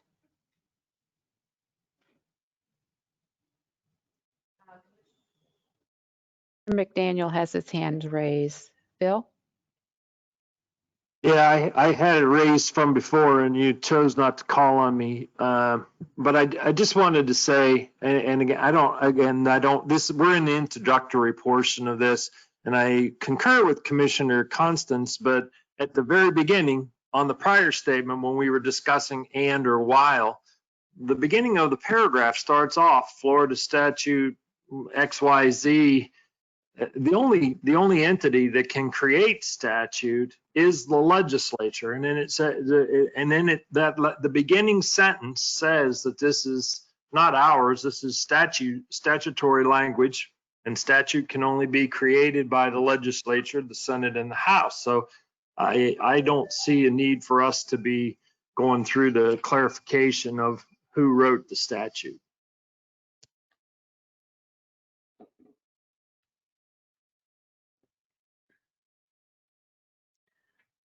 Cecil Pendergrass, you also wanted to weigh in? I am assuming on this amendment, Yes, are we sorry. going back? Can you hear me? Yes, sir. I agree with Commissioner McDaniel. I was just curious where the actual language came from for this amendment. Did Commissioner Taylor write this, or was it provided by another group? Can we ask that question? I will, Commissioner Taylor submitted them. I don't know if she feels obligated to. Yes, I submitted them, and frankly, they are mine after a year and a half of listening and weighing it, and then really sitting down with what is written here and understanding the background of a statute that is the law and that we have to somehow address it by a consensus process. So yes, these are my ideas. No, I didn't. No one's whispering in my ear here. Thank you. So over the last year and a half, we've seen a lot of information on this. I remember seeing this almost the same type of information over the course of the time. I can't remember going backwards is with this from the Conservancy here, which is located in Collier County. I was just wondering if it was communicated with somebody within this group, which is under Sunshine, or if it was communicated at a later time, which would have been recorded as a lobby communication between a group and a member of the task force. I think believe they were Commissioner trying Taylor to get this language brought forward before by finding somebody to bring it forward. That's all I was just trying to find out. That's the origin of that communication. Commissioner Taylor, you're not obligated to, but you have your hand up. Did you want to say anything? Yeah, I need to address that pretty much head on. There has been no violation of Sunshine. No one's whispering in my ear, and I'll say it again. These were, I listened and I read and I traveled it, and I understand. I'm speaking from my experience with this task force as well as my experience as a commissioner. It's coincidental that one of the major environmental groups in Florida is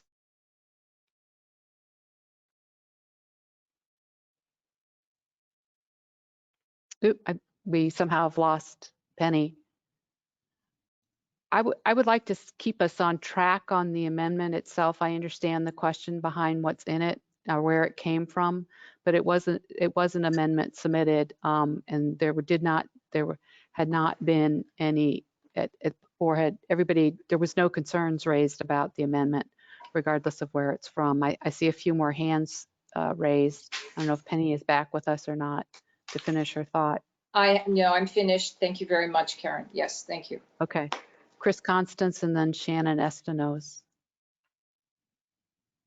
Yes, thank you, Karen. Just real quick, I have a point of information for Beth. So are you showing us the corrected language in the document? Is that an active document that I'm looking at right now with the blue highlight, or you're just saying that the edited document that's on the green sheet is the language that will be going in? So let me clarify. What you see on the green sheet at the very top of the gray section is the language that will be inserted and modified in the final draft report. At the end of today, when we go through everything, you will see the actual track changes version that will have taken this language and placed it in the report. Okay, that's fine. I just didn't know if we were supposed to be seeing it in the blue, and that's for the whole day. Thank you very much. Well, and just so you know, we're trying to make it easier so that we can make very easy reference to page numbers and line numbers as we go through this, and that's why we're going to do it with that approach today. Wonderful, thank you. Shannon Estenos and then Andrew Dickman. Shannon.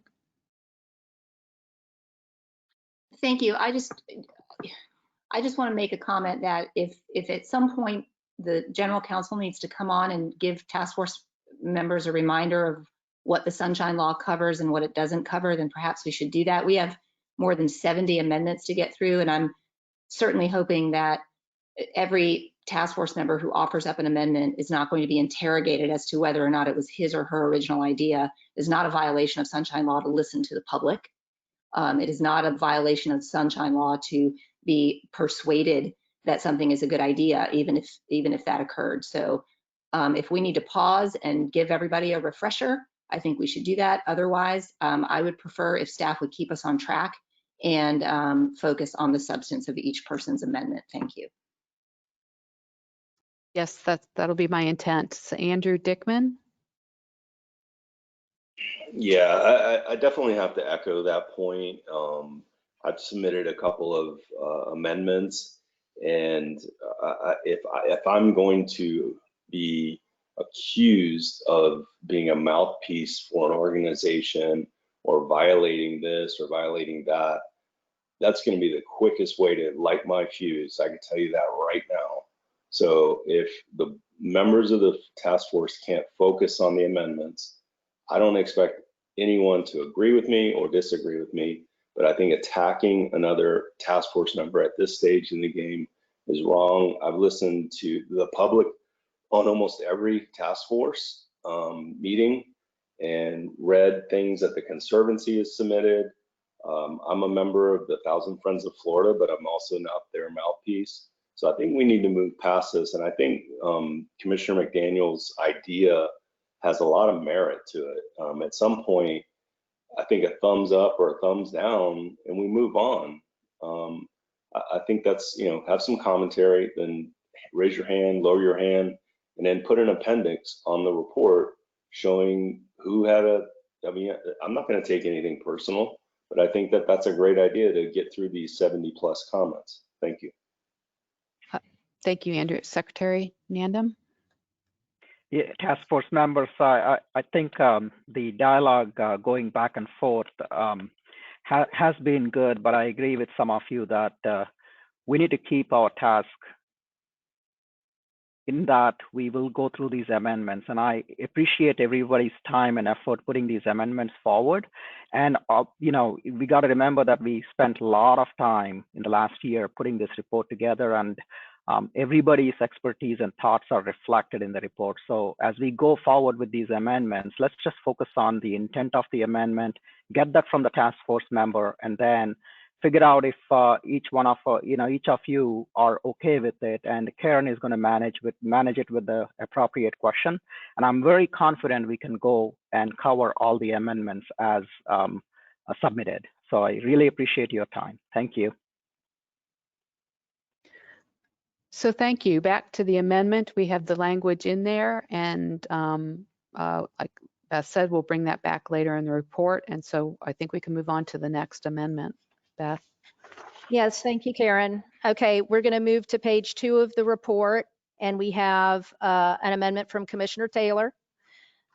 This is for line 1 and page 2. We can scroll the report all the way up to the top of the page. Thank you. Again, this language in that bullet that is taken, this language is directly lifted from statute for the charge of the task force, and you can see the specific paragraph, etc., reference where that language comes from. So with that, Commissioner Taylor.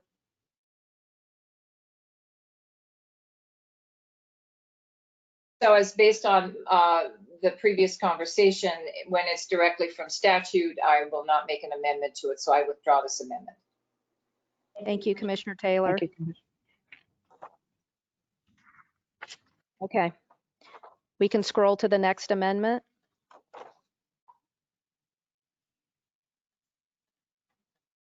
Okay. This is one of the amendments. This was not in your original package, but it is out on the website now if you want to pull down your own copies. Okay, thank you. All right, Andrew, this is your amendment to go through. I just wanted to mention that this particular subject matter related to preliminary determination, as you stated here, is also referenced in the action plan, and you can see the page number and line references. We also indicated that this was a similar topic in one of your other amendments. So with that, Andrew? Yeah, and thanks for adding this in. I had a family issue that caused me to have to go out of town, but thanks for adding this in at a late hour. I noticed in your analysis of the public comment, the top two things had to do with a determination of need for the transportation project and a financial feasibility, and that is a very key point that I've been looking at through this report. I know a lot of stuff has been deferred to the PD&E process, and I'm very familiar with that process, but I do think that it's important to communicate not only to the legislature, but to the public, some type of basic financial or need for, but also a financial feasibility. I know you can't go down to dimes, nickels, and pennies, but I think it's important before you go on to PD&E to be able to demonstrate that there is a need for the project, and also importantly the financial feasibility of it. So and I recognize that you're referencing it's in a different part of the action plan, and that's okay with me. If you want to wait a few pages on down, I just found this to be a good place to put it, but I'm okay with deferring to a different area of the report. So thank you very much. And I do want to mention that there's a couple of lines later on this page that says consensus on the report does not constitute agreement by all task force members. And you know, consensus is an interesting word, but I do think I'm going to reiterate. I really like Commissioner Big. Andrew, I'm going to stop you there. We have several amendments on that. So if we can just keep it to this amendment now, do you mind? Or is it tied to this amendment? I apologize for cutting you off, but well, you seem like you were shifting. You seem like you were shifting gears, and I just wanted to keep you focused. Okay, is that okay? So Karen, whenever someone shifts gears, go ahead and cut them off then, just like you did me. Thank you. I will. So I'm trying to keep us focused on the amendment. So well, Andrew, that's not consensus, Karen. Sorry. Hey, Andrew, let me try to clarify a little bit. We're actually about to probably have a robust discussion about consensus because there were a couple of amendments along with that as well. I think. Well, then look up the word what consensus means. That's why I think Bill McDaniel's idea of just letting people register whether they like the amendment or don't like the amendment. Consensus is different than, you know, consensus means the whole document is approved by the group in general.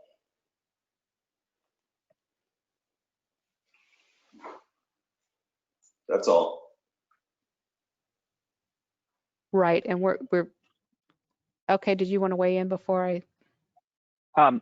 I was not going to address the consensus conversation, Karen, but I was going to state that the proposed amendment related to the financial feasibility and the transportation need is well within the department's current processes, so we're okay with that before task force members weigh in.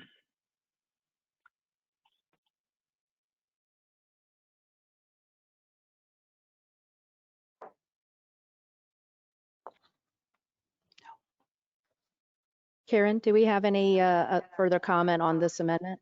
We have Bill McDaniel. Excuse me, sorry about that. Bad timing on my phone ringing. I just wanted to say maybe you could help us a little bit, Secretary Nandum and Karen along the way, or Beth, whoever's in charge, sharing with us the department's position on the proposed amendment. I don't think any of us are in objection to our colleagues making suggestions that they feel better enhance the final document. I know myself, I have concerns about language insertion at the nth hour that would be prohibitive or make the document less effective, and such as what LK just did in stipulating that Andrew's suggestion the department didn't have an issue with, that would give me comfort that the department's okay with that suggestion.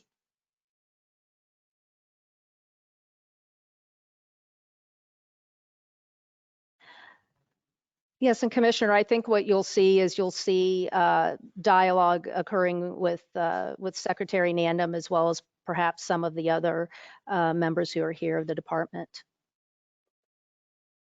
That's correct, Beth. Commissioner McDaniel, there are several amendments that we would, department staff, I'm going to ask department staff to weigh in on our thoughts, or at least the department's thoughts on the amendment as it relates to the processes that are going to follow this after adoption of this task force report, so that you can keep that in your analysis of whether to support the amendment or not.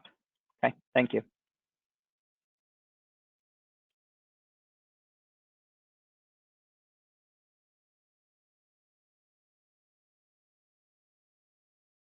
Any other hands raised, Karen? No, there's no other hands raised. Are there, so I'm seeing, I'm taking, are there any, just 1 second, please.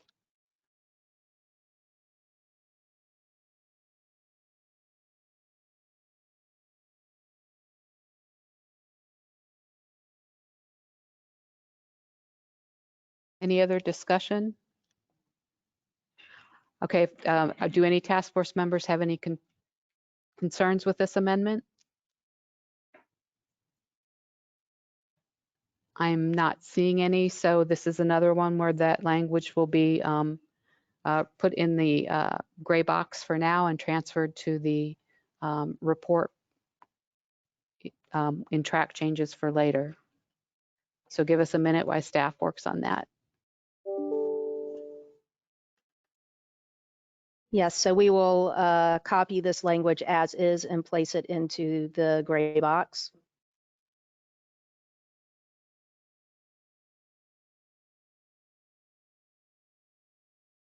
Okay, so now we can proceed.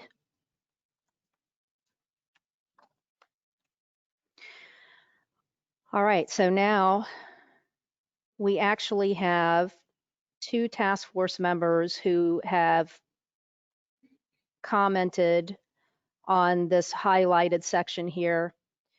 The first is Commissioner Penny Taylor. Can we scroll that all the way up on the screen, please?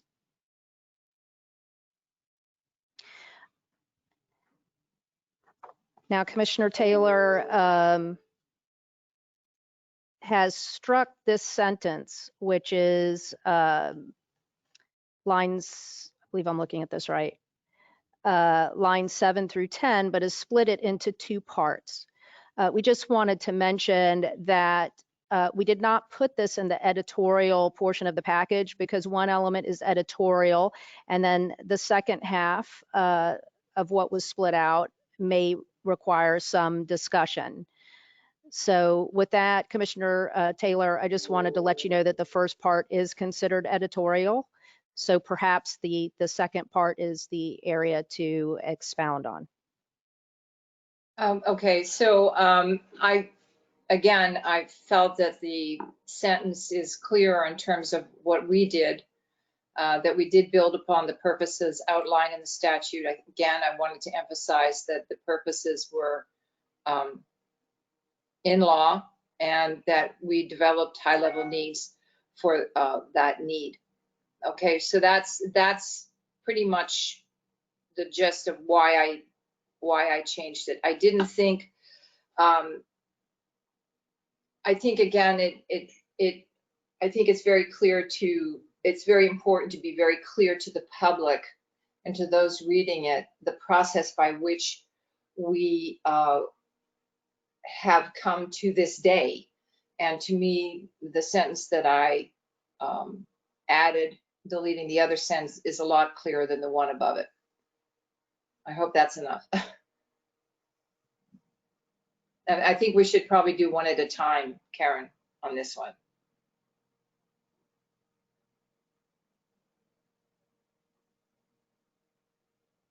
So, excuse me, so line 8, the strike through and the change of sentence to say was the editorial piece that Beth was mentioning. So we're talking about the line 9, the strike through on line 9 and start line 10 with a new sentence. So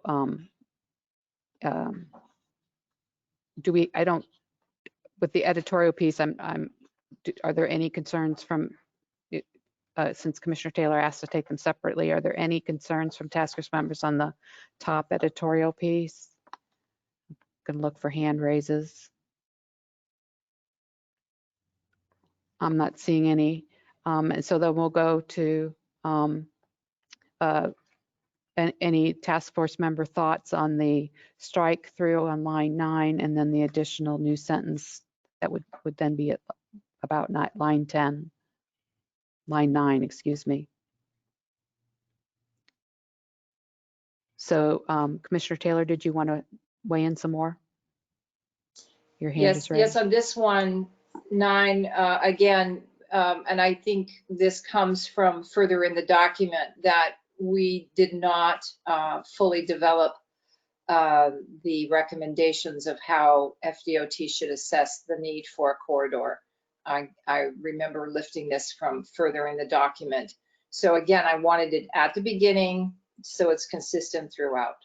And these were not my words, these were staff's words or amendment words as this document has been developed. But this is in the document further on. Thank you. So Sherry Ambrose has her hand raised. Sherry, did you want to comment? I guess this one seems to me particularly important as a point. I'm wondering if, I'm just not sure I fully appreciate how this would be written. Can you walk through the language again to explain how these changes would impact the highlighted portion? Sure. So if you see lines 7 through 10, where it begins on line 7, the task force, that would be replaced with the task force built upon the purposes outlined in the statute, developing high-level needs that need further evaluation by FDOT, period. Recommendations for how FDOT should assess the need for a corridor of the scale specified in the statute were not fully developed, period. So that's just for where you see line 10, the word statute, the first word there, period. That's where it would conclude. Okay. I guess since my hand was already raised, I wouldn't support these changes. I'm sorry, was that a would or would not? Would not. I guess I don't see that they're necessary. And it seems like a significant text change at this stage.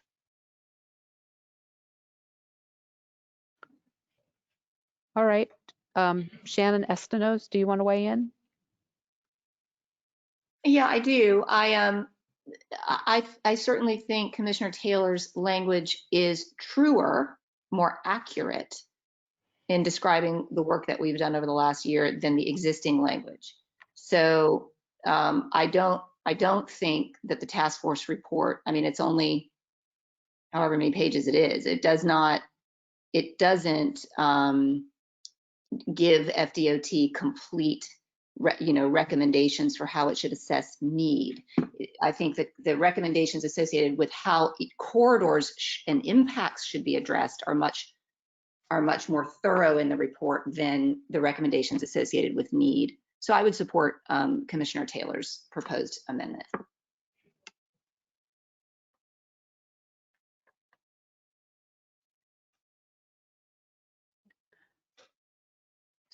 So are there any thoughts on this comment?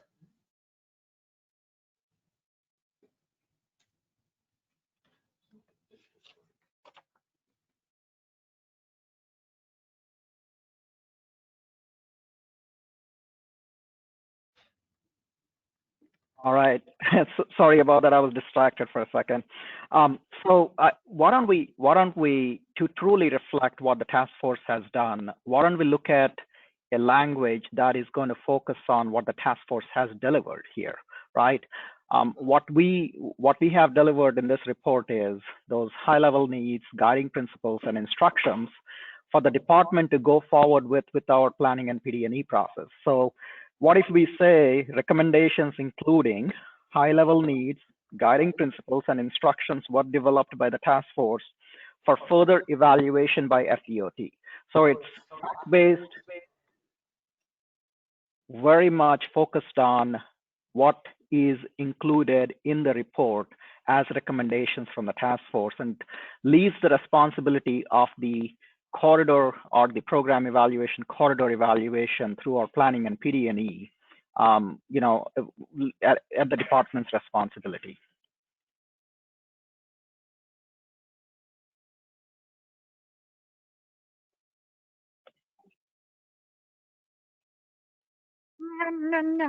Thank you. Somebody's going to start unmuting me. Thank you.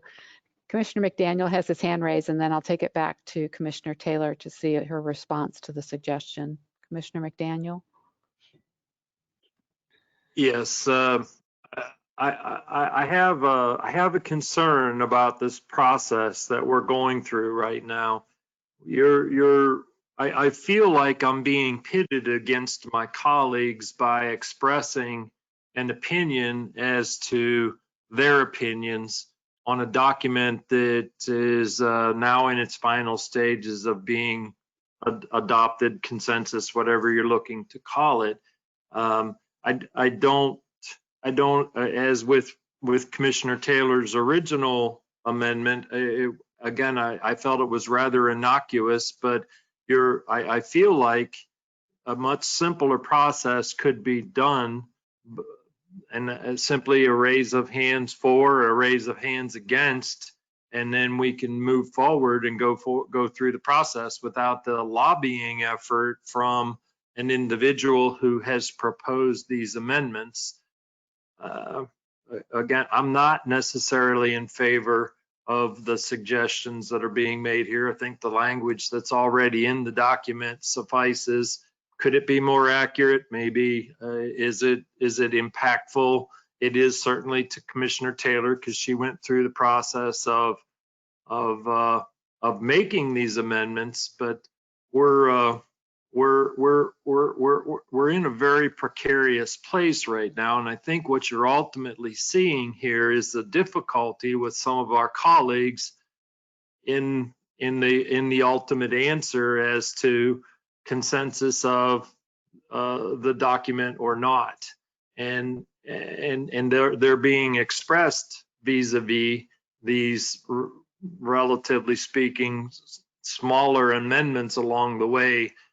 And I'm not happy with this process of determining what on the nth hour whether or not these amendments are for or against by the entire task force.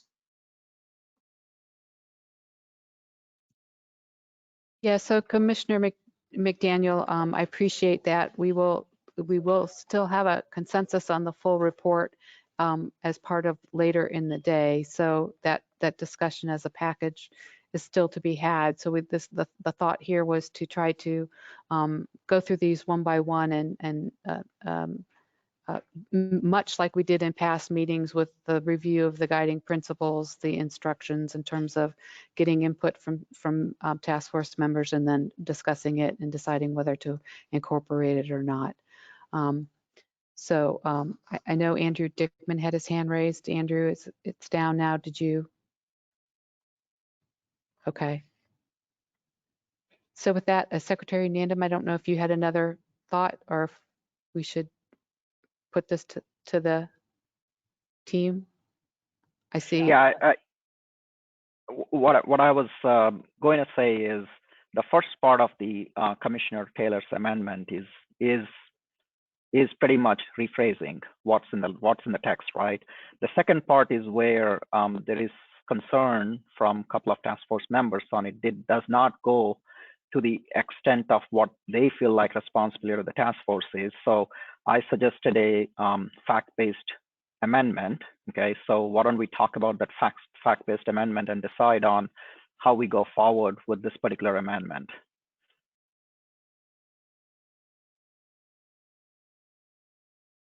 So perhaps you could repeat that one more time so that the task force has it fresh, and then I'll call on Commissioner Constance. Okay.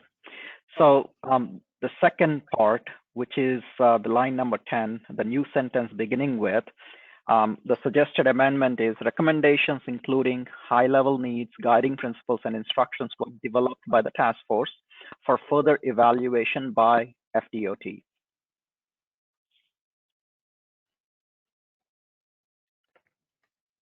So I will Commissioner Constance next, and then Commissioner Taylor to ask your thoughts on that as well. Commissioner Constance, since your hand was raised first. Thank you, Karen. Two things more procedural. As we go forward, I don't believe in reviewing these amendments. A lot of them are very contentious. I think I would ask for discussion and then say who is opposed and look for those hand raisings or those comments, because I think we're probably going to find that there's less people opposed than for the amendments, number one. Number two, if there were additional amendments that were given to you that you're presenting, like Mr. Dickman's, I never received them. Is there some place where they're available on the website? Because I couldn't find them, or can you have staff send them out to us? Because I just can't find them. Thank you.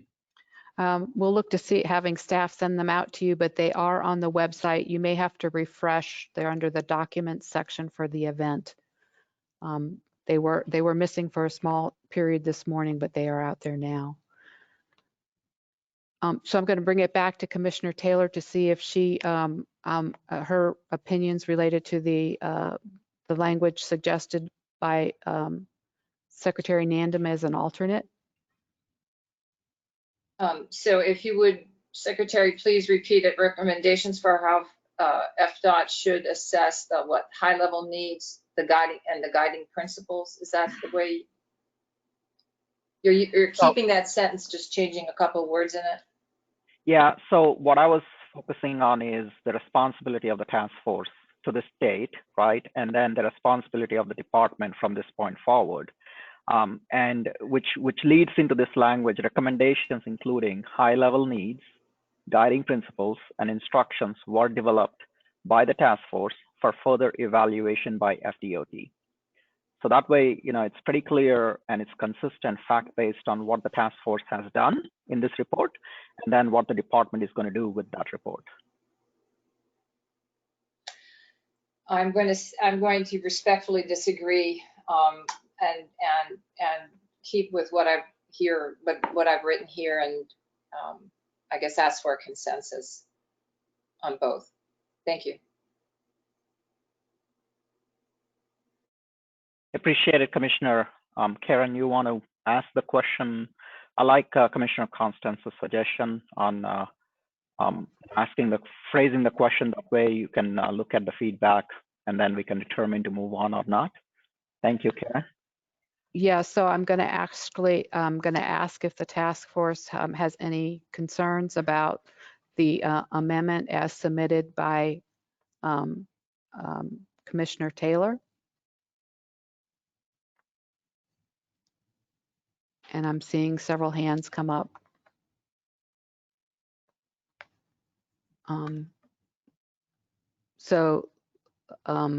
Before I call on people, let me ask if there are any concerns with the amendment offered by Secretary Nandum.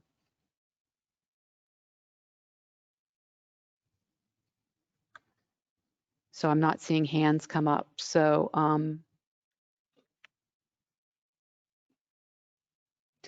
should we go with Secretary Nandum's?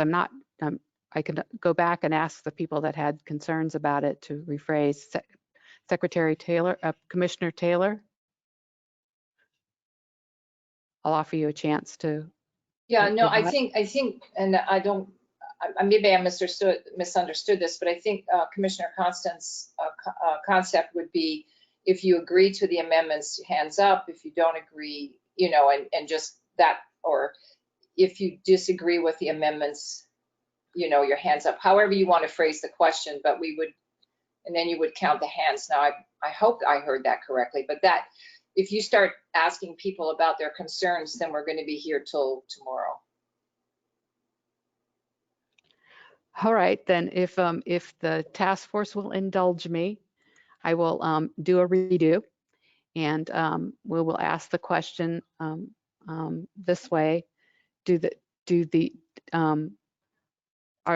Are there any task force members that do not agree with the amendment as submitted? And I'm seeing the amendment submitted from Commissioner Taylor, and I'm seeing Janet Taylor and Sherry Ambrose, and I'm gonna, I have several hands showing here. I'm gonna have to ask those people to speak up. So Bill McDaniel first, and then Jerry Burr. Yes, and I'm gonna ask a favor here, and or just a question. I think we need to amend this process. I've suggested since the beginning that a simple raising of hands in favor of or not in favor of a particular amendment was a very simple way to get to consensus. And then you can even note the amount of task force members that voted in favor of or not in favor of a particular amendment. I mean, currently right now, and you've asked the same question on this same amendment, multiple paths. It's even starting to get confusing for me that, you know, Secretary Nandum, I thought, proposed a very nice language adjustment that Commissioner Taylor doesn't agree with. I cannot support Commissioner Taylor's recommended language change, especially with Secretary Nandum's language adjustments. So again, if there is maybe even over the lunch break, because we're fast approaching our lunch hour, you all could get together and come up with a process that, and if I need to, if the task force needs to make a motion to get us to a point where we can move through this, because what we're doing right now is, as Commissioner Taylor said, it's putting us off into days on these things as opposed to moving through the process, reaching consensus, and going forward.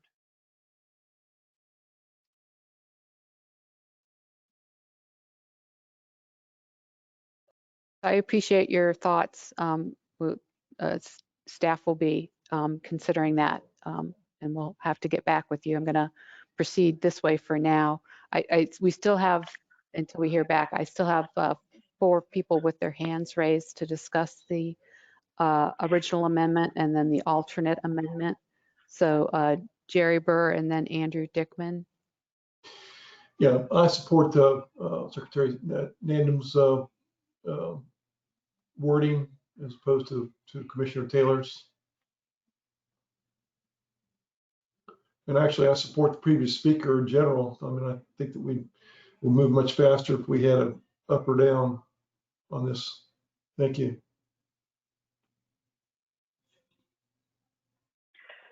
So Andrew Dickman and then Shannon Estenos. I think I'm going to take Commissioner McDaniel's suggestion as a motion, and I'm going to second that motion, that you give the proposer of the amendment about 30 seconds, and then, you know, hands raised, hands lowered. This is being recorded. Put it in an appendix, and I'll, you know, we rely on the FDOT to work it in as best they can. So I'm going to second his motion. This is our task force, respectfully, Mr. Secretary.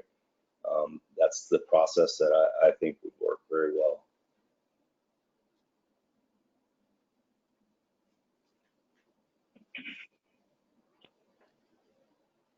So task force members, Karen, if I may.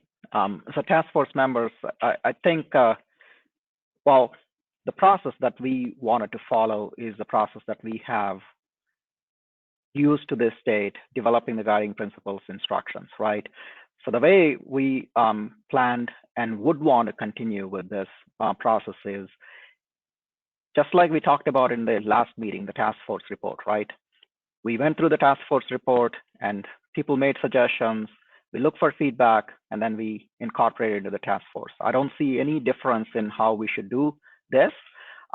So what I would suggest is let's figure out a game plan, right? The game plan should be the task force member who submitted the amendment talks about their thought process, okay? If there are any concerns or agreements from the department, we'll refer back to either myself or we'll refer to department staff. They'll mention it. And then Karen is going to ask if there are any concerns with the language. We would see any hands raised, right? And Karen is going to call on if you want to make a comment on that based on the concern that was mentioned. Then we'll hear the concern because we have to do that. But we want to make sure that the task force members get the opportunity to talk about the concern. And based on the comments received, I'm going to make the call on moving forward with the amendment or not. That's basically how we're going to run the process. Okay, thank you.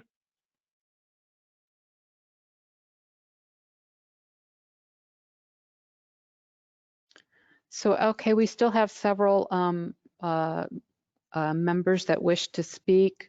Do we want to reset here and go back and ask the question again? We basically ran through the process of the task force member, the FDOT providing its perspective, and then we asked for any concerns.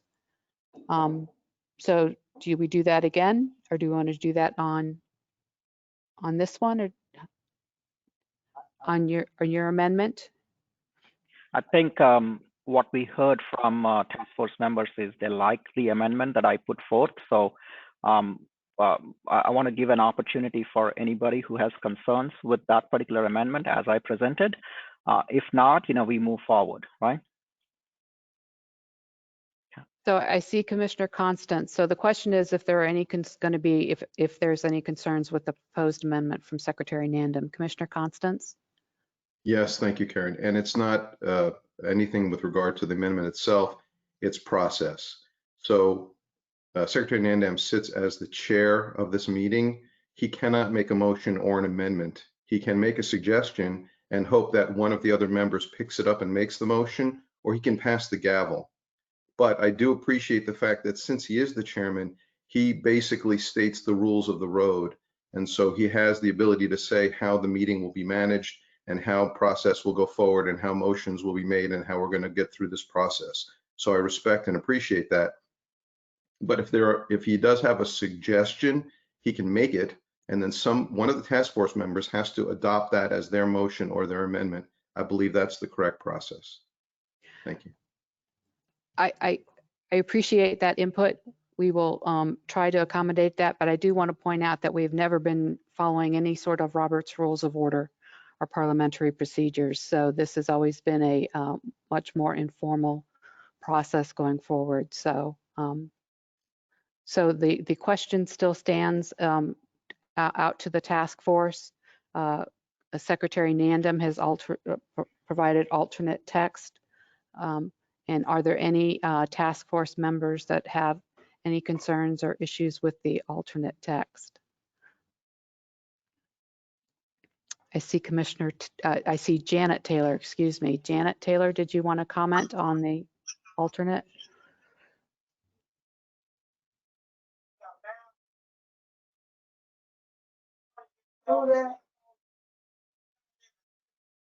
Ms. Taylor, we hear you. Did you want to comment? Hold on a minute. Hold on. Can you hear me? Yes, we can. Okay, not you see. No, I was in the recommendation with the Secretary Nandum's amendment. That's all I want to make a matter of record. And if somebody needs to make that the process and make that motion, I would be willing to do that for him. All right, thank you. We had then Shannon Estenos and Angela Falconetti after that. Shannon? Okay, go ahead. Okay, so he said he got a link. Hi, this is Shannon. Can you hear me? Yes. Yes? Okay, very good. I'm comfortable with either Commissioner Taylor's or Secretary Nandam's amendment.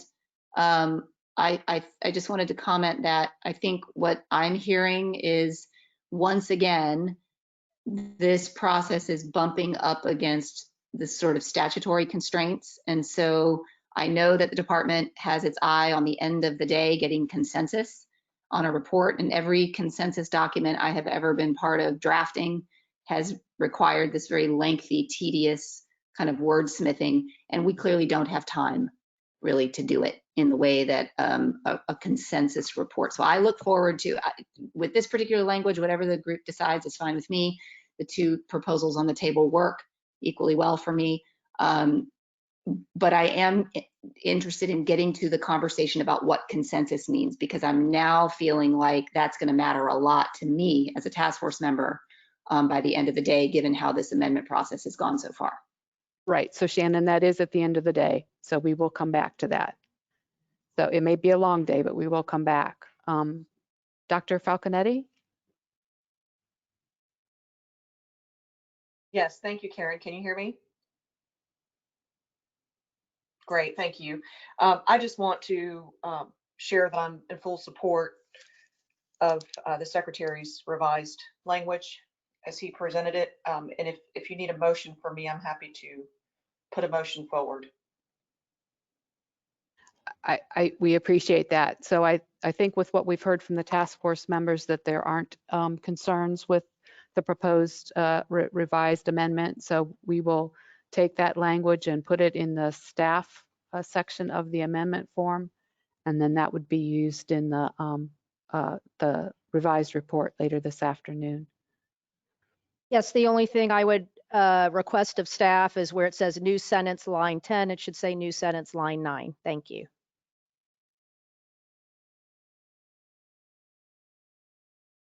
So give us a minute to do that.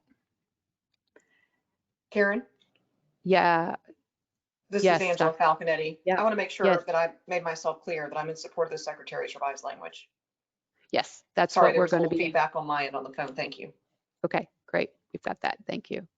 So let's just be clear as to what's in the gray area now. We have the first portion, which is the editorial adjustment in the amendment submitted by Commissioner Taylor. And then the second portion is the language that would be at the end of that first sentence that is put forward and recommended by Secretary Nandam. So all of the language is now in the gray text box.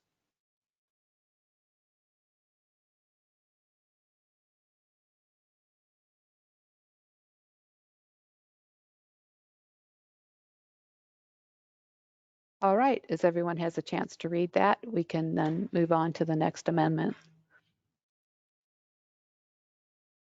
Okay, the next amendment is from Wendy Matthews.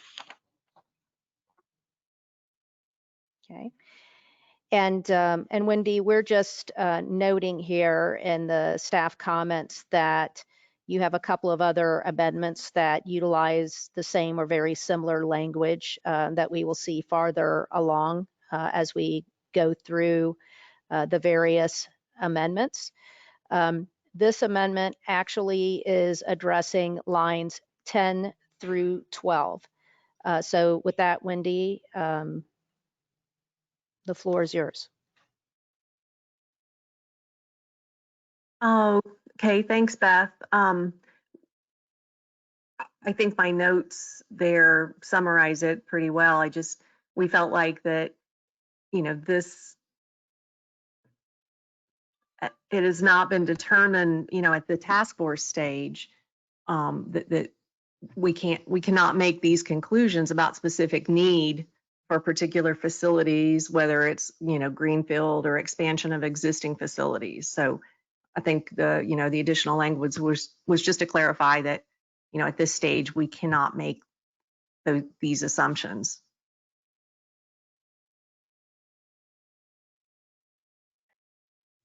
Thank you, Wendy. So with that, when the suggested direction from the chair, then we would ask that if there are any additional comments from FDOT staff about this amendment, if that would be phone a friend Jason Watts to help to give the department's position on this amendment. Jason? I know I'm putting you on the spot. Hi, Jason Watts on the spot. I think as a department, the only concern we had about this, and I think LK said it correctly earlier, is that maybe focus more on what happened and not necessarily on what hasn't happened yet or what will happen at a future date. We looked at this amendment and came up with an alternative. And I'm not on the task team, so I can't pitch it, but I'll tell you what we thought and just up for debate is a sentence in the middle of this section that basically said project level needs will be evaluated consistent with task force recommendations. If specific needs are identified, the task force expressed a preference, which is the next part of the sentence. So just a separate alternative that focuses more on what the task force did and how the department is going to utilize the task force report in the future for future phases of the project. Just an alternative for discussion. Thank you.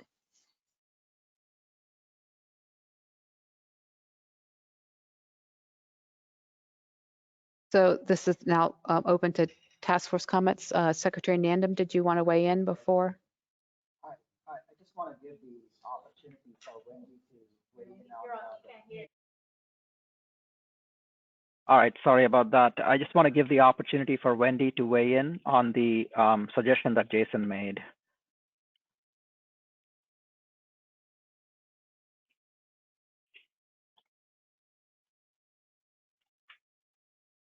So Wendy, if you wanted to offer comment. Thank you. Yes, thank you. I appreciate the offered up language. It would be helpful if we could see these recommendations perhaps on the screen. Just Wendy, if I could, if you could give us a moment, because I believe that would be helpful if we could just show you the language that we're offering up as an alternative to your amendment. So give us 1 second and we'll get it on the screen, okay? Okay. Okay, and just let me say thank you for that, but what the point we're trying to make is that the task force couldn't identify the need. And so, you know, that is, you know, what the task force was tasked with, and we weren't able to identify the need. And that's kind of the point of adding this additional language.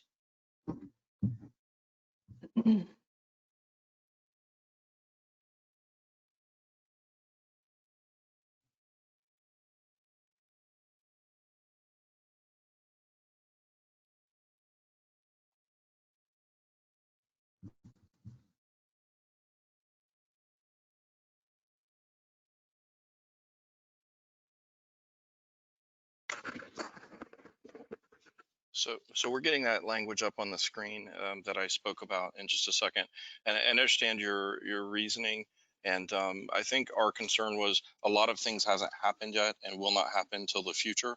So we were trying to focus on what the task team report led the department or shows the department what we should do with it in the future, and put it in a way that we can carry it forward instead of focusing on what hasn't happened and will not happen for a while. That was only the commentary. I think it's going up on the screen in just a second, and then we can discuss more. Thank you. Yeah, Jason, that hits on a really important point that, you know, the Nature Conservancy, we've seen a lot of DOT projects and we fully trust, you know, FDOT's process, and it's the legislative language where our concerns lie. We don't know that our concerns are going to be addressed based on the statute. And so we have no control over what happens once this document is presented. So it's just an overarching concern.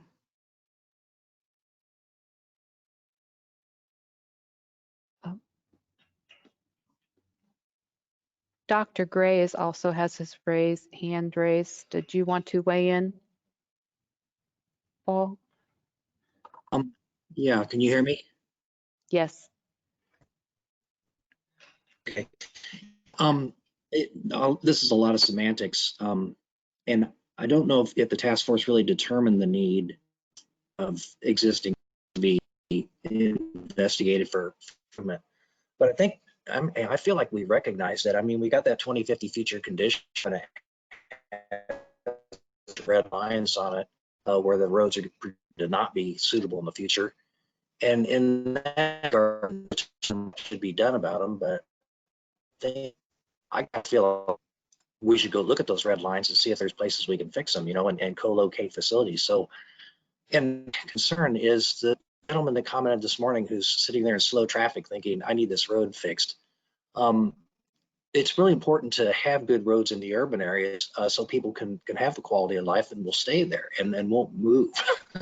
I don't want them moving out in the country if we can avoid that. I want to keep people in cities. And having an adequate road network is really important for that. So even though we didn't determine a need, I think, in my opinion, I recognize a need and don't have problems with DOT going on in the future and investigating these red area or the options. So I don't know if I'm necessarily disagreeing, but the words are confusing to me.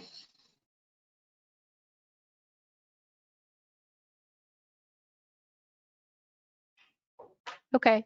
I think some of the department's concern is the fact that it does limit the ability to expand existing facilities. I mean, or could have the ability to do existing enhancements where they are needed. But obviously, there's also been task force member discussion about, you know, where the future projections lie.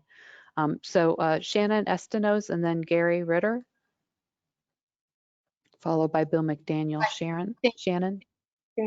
Thank you. I'd like to support Wendy's amendment.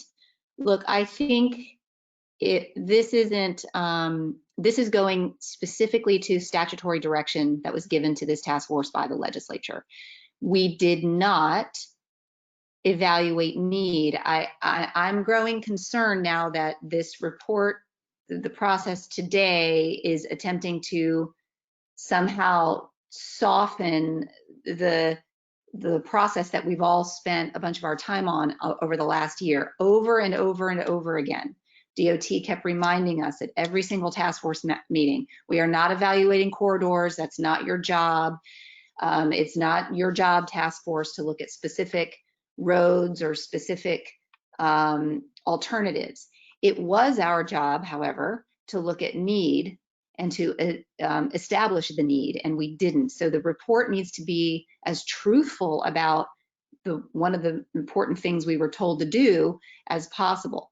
And I think the reason that Wendy gets it right when she puts this clause in at the end is that without the clause, it's an incomplete explanation of what was not determined. So in other words, to Will's point, or to the secretary's point where he says, let's focus on what we did do and not what we didn't do. But the sentence that's already in the report says we didn't do one thing, but we all, and then the silence without Wendy's addition, the silence implies that the task force established a need for the expansion of existing corridors, which we didn't do. It doesn't mean that DOT won't establish that need in the process to come. Obviously, that could happen. You know, Paul Gray said, well, you can sit in traffic and maybe come to the conclusion on your own that we have need. Okay, well, that's fine, except that's not what this task force did.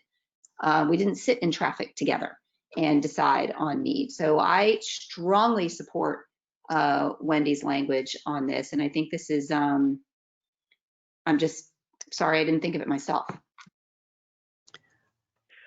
So Will, did you want to weigh in now before we take some more task force member comment? No, I think it is a quality comment. We just need to clarify that during the task force process, right? And I think that's what we're trying to do with the Greenfield comment.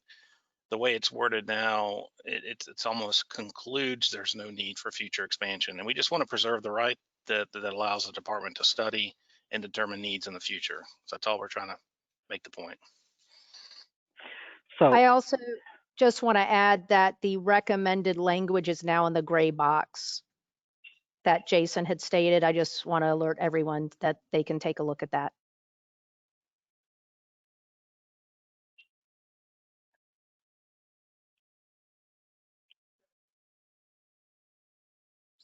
Gary Ritter and Bill McDaniel, and then Commissioner Taylor again.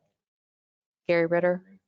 Yes, I have to agree with Paul's comments. We're getting down to semantics. Not necessarily the I know he had some thoughts about sitting in traffic, but my thoughts were more from the recommendation standpoint, and I was thinking that FDOT on many of these areas that were already redlined were areas that were identified as a need for expansion of existing highways, and maybe that was not in the statutes when this thing was initiated, but I think there was a great deal of discussion for a need for expansion of existing facilities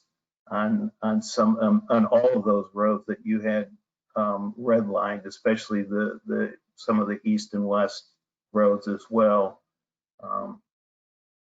So that's just my thoughts on this. I cannot, if you could, after the comments, if you could have someone read the staff's gray line part, because my eyes are getting to where it's very difficult for me to read that on the screen there. So if somebody could read that for me, that would be appreciated.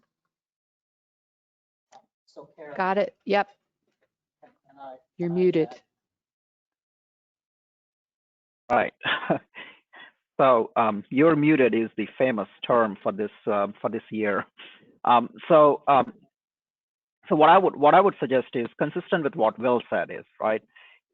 We have the charge based on the task force recommendations, or at least what you have provided as a content of the report. The department is going to go forward with evaluation that is going to include the need for expansion of existing highways or facilities, right?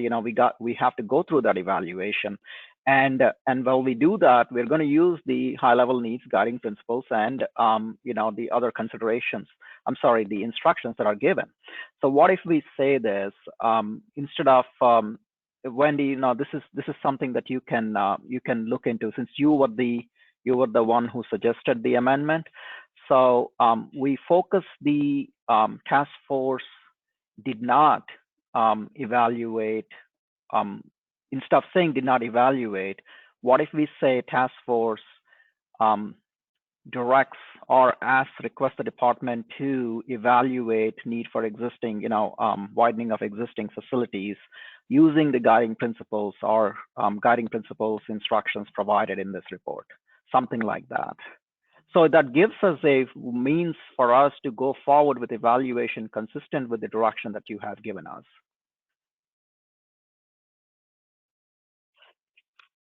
Yes, I think, the intent is not to limit any future enhancement. It's just to say that the task force did not make this determination. And if there's been determinations already made, like showing State Road 29 on the map, if there's already been a determination of need, then I was not aware of that. And so I just want it to be clear that the task force did not reach conclusions on expansion of existing highways or facilities. But definitely.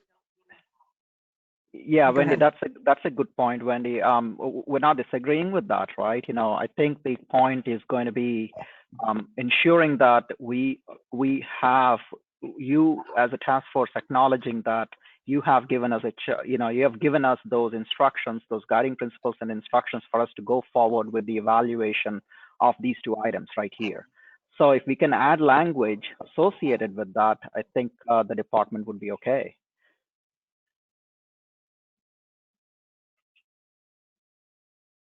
That's kind of the first I've ever heard of the task force providing you with permission to go forward with evaluating existing highways and facilities. So. Well, I did not, if I heard, so if you heard me say permission, I just said the task force provided us the guiding principles and instructions for evaluations in the future.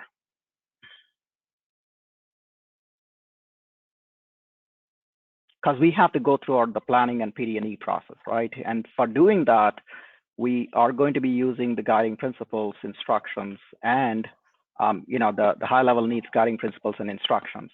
And so if we clarify that in this sentence, then we should be good to go. I guess I just don't see it that way. So I just think it's important that, we consider adding the sentence that the task force did not reach these conclusions, but it in no way means that we're trying to limit FDOT from, further evaluating these in the PD&E process. I'm just saying that today the task force did not reach these conclusions.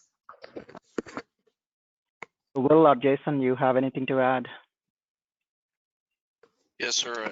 And Wendy, thank you for that. I think that we've been working in the background on something that we think may satisfy both your concern and also get Secretary Nandum to where he wants to go. And I'm just going to talk about it, and then we'll try to get it on the screen.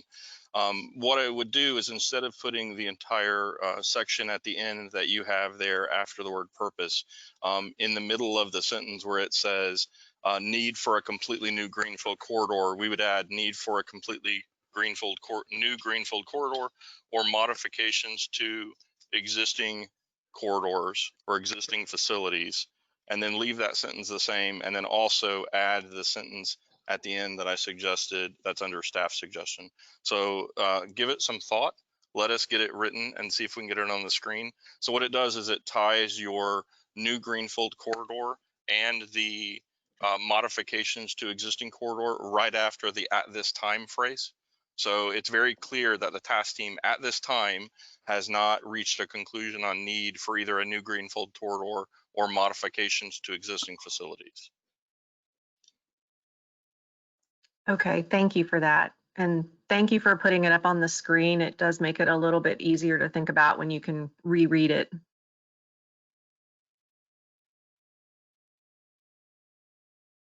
Okay, so just give us a moment.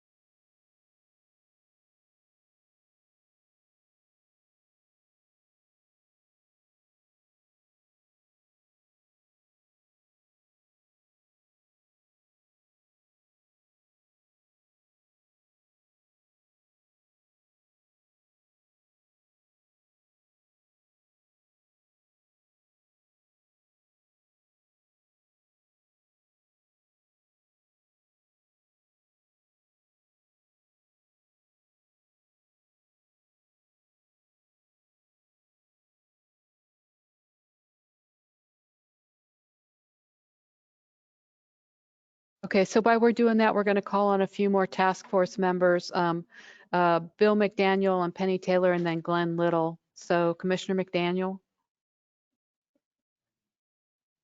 Yes, thank you, Karen. I wanted to just ask you a question. Is this task force, who's going to make the final decision as to whether or not a new road is constructed anywhere. Is this task force making that decision?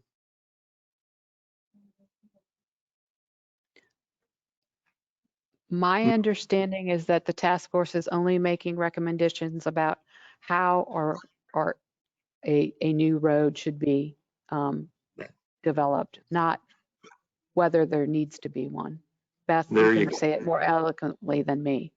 That was eloquent enough. That you As long got. as I got it right.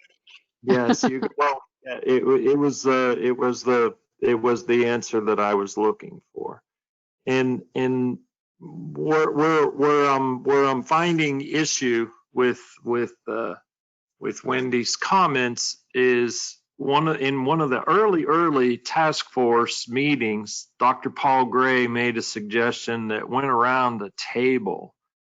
Once we all finally came to the grand conclusion that we're not recommending a road or not, that's going to be left up to the governor and the legislature and the DOT working cooperatively together. And if in fact a road is going to be built someday, here's a list of guiding principles that we can all reach consensus with, the do's and the don'ts and so on and so forth. And Dr. Gray said, and I applauded his statement, and that was, if a road is going to be constructed, it's necessary that we follow an existing route of an existing highway system. One of the things I think that prevalently came out of these task force meetings was we didn't want a new road for the task force. There was consensus that there was too much environmental degradation, segregation of farmlands, habitats, so on and so forth, snatching a new road down through the middle. And so coming back to this need issue, I think there's an intrinsic need because of the population growth of the state of Florida, that in the event that the legislature, the governor, and the DOT determined to build a new road, that it does in fact follow an existing route, and then the enhancements to that existing route, that we already know that there are segregations of habitat, farmland, so on and so forth from the existing routes that can be enhanced by this new road or enhancement of an existing facility. If that's the entire premise of what we're all about here. So actually saying that we didn't look at that need or didn't come to a conclusion on that need is almost, to me, it's almost counterproductive, because what we did specifically say, at least I did anyway, and my remembrance was at the time that, and it was Dr. Gray, he may be able to weigh in on this, that if it is determined that a road is going to be built or enhancement, it needs to follow, those enhancements need to follow an existing route.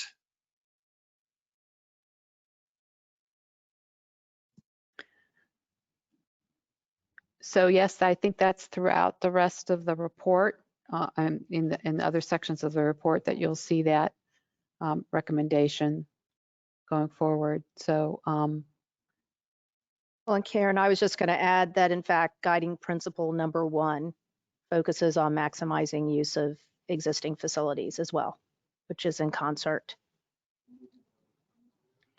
So I've done that before, that this is about a need question in this amendment, not the existing, using existing facilities. So I'm going to try to refocus the discussion, if I may, a little bit. I know Glenn Little's been waiting a while. Glenn, did you want to weigh in? Thank you. Just wanted to share that I do respect Wendy's comment, but I like the idea of the blended approach that was suggested, that we get both the secretary's comments, I think that's very important, added to that section.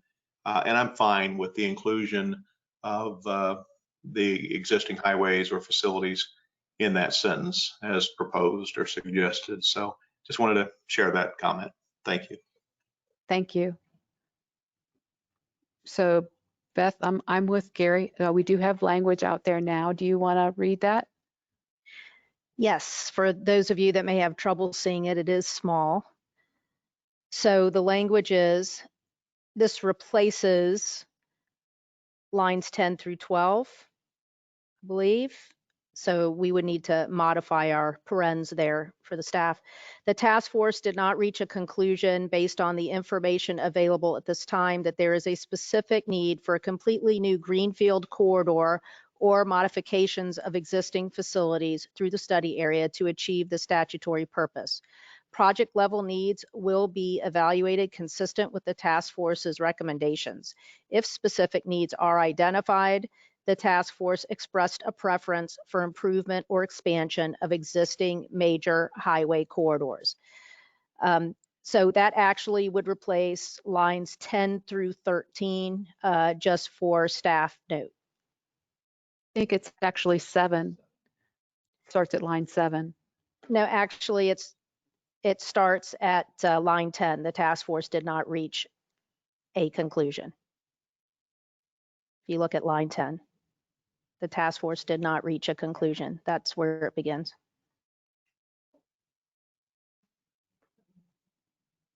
So I'm going to bring this back to Wendy. Wendy, are you okay with that approach since it's with the proposed language? Yes, thank you for this good conversation. And I think Jason was able to get at the issue, and this does, it's not perfect, but it does get at what we're trying to express. So thank you. Wonderful. So with that, I think we have, unless we have any concerns from task force members, and I'm not seeing any hands go up, I think, LK, we're kind of finished with this and we can probably break for lunch.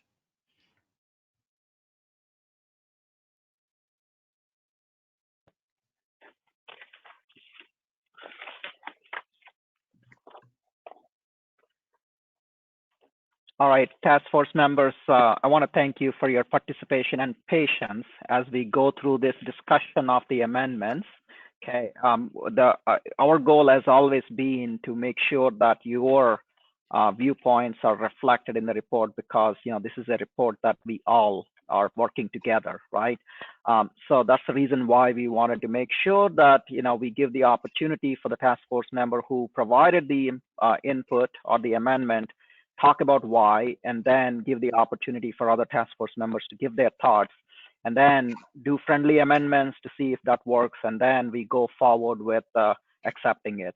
So we'll go through this process. Hopefully we'll go through it a lot quicker as we go through, as we come back after lunch.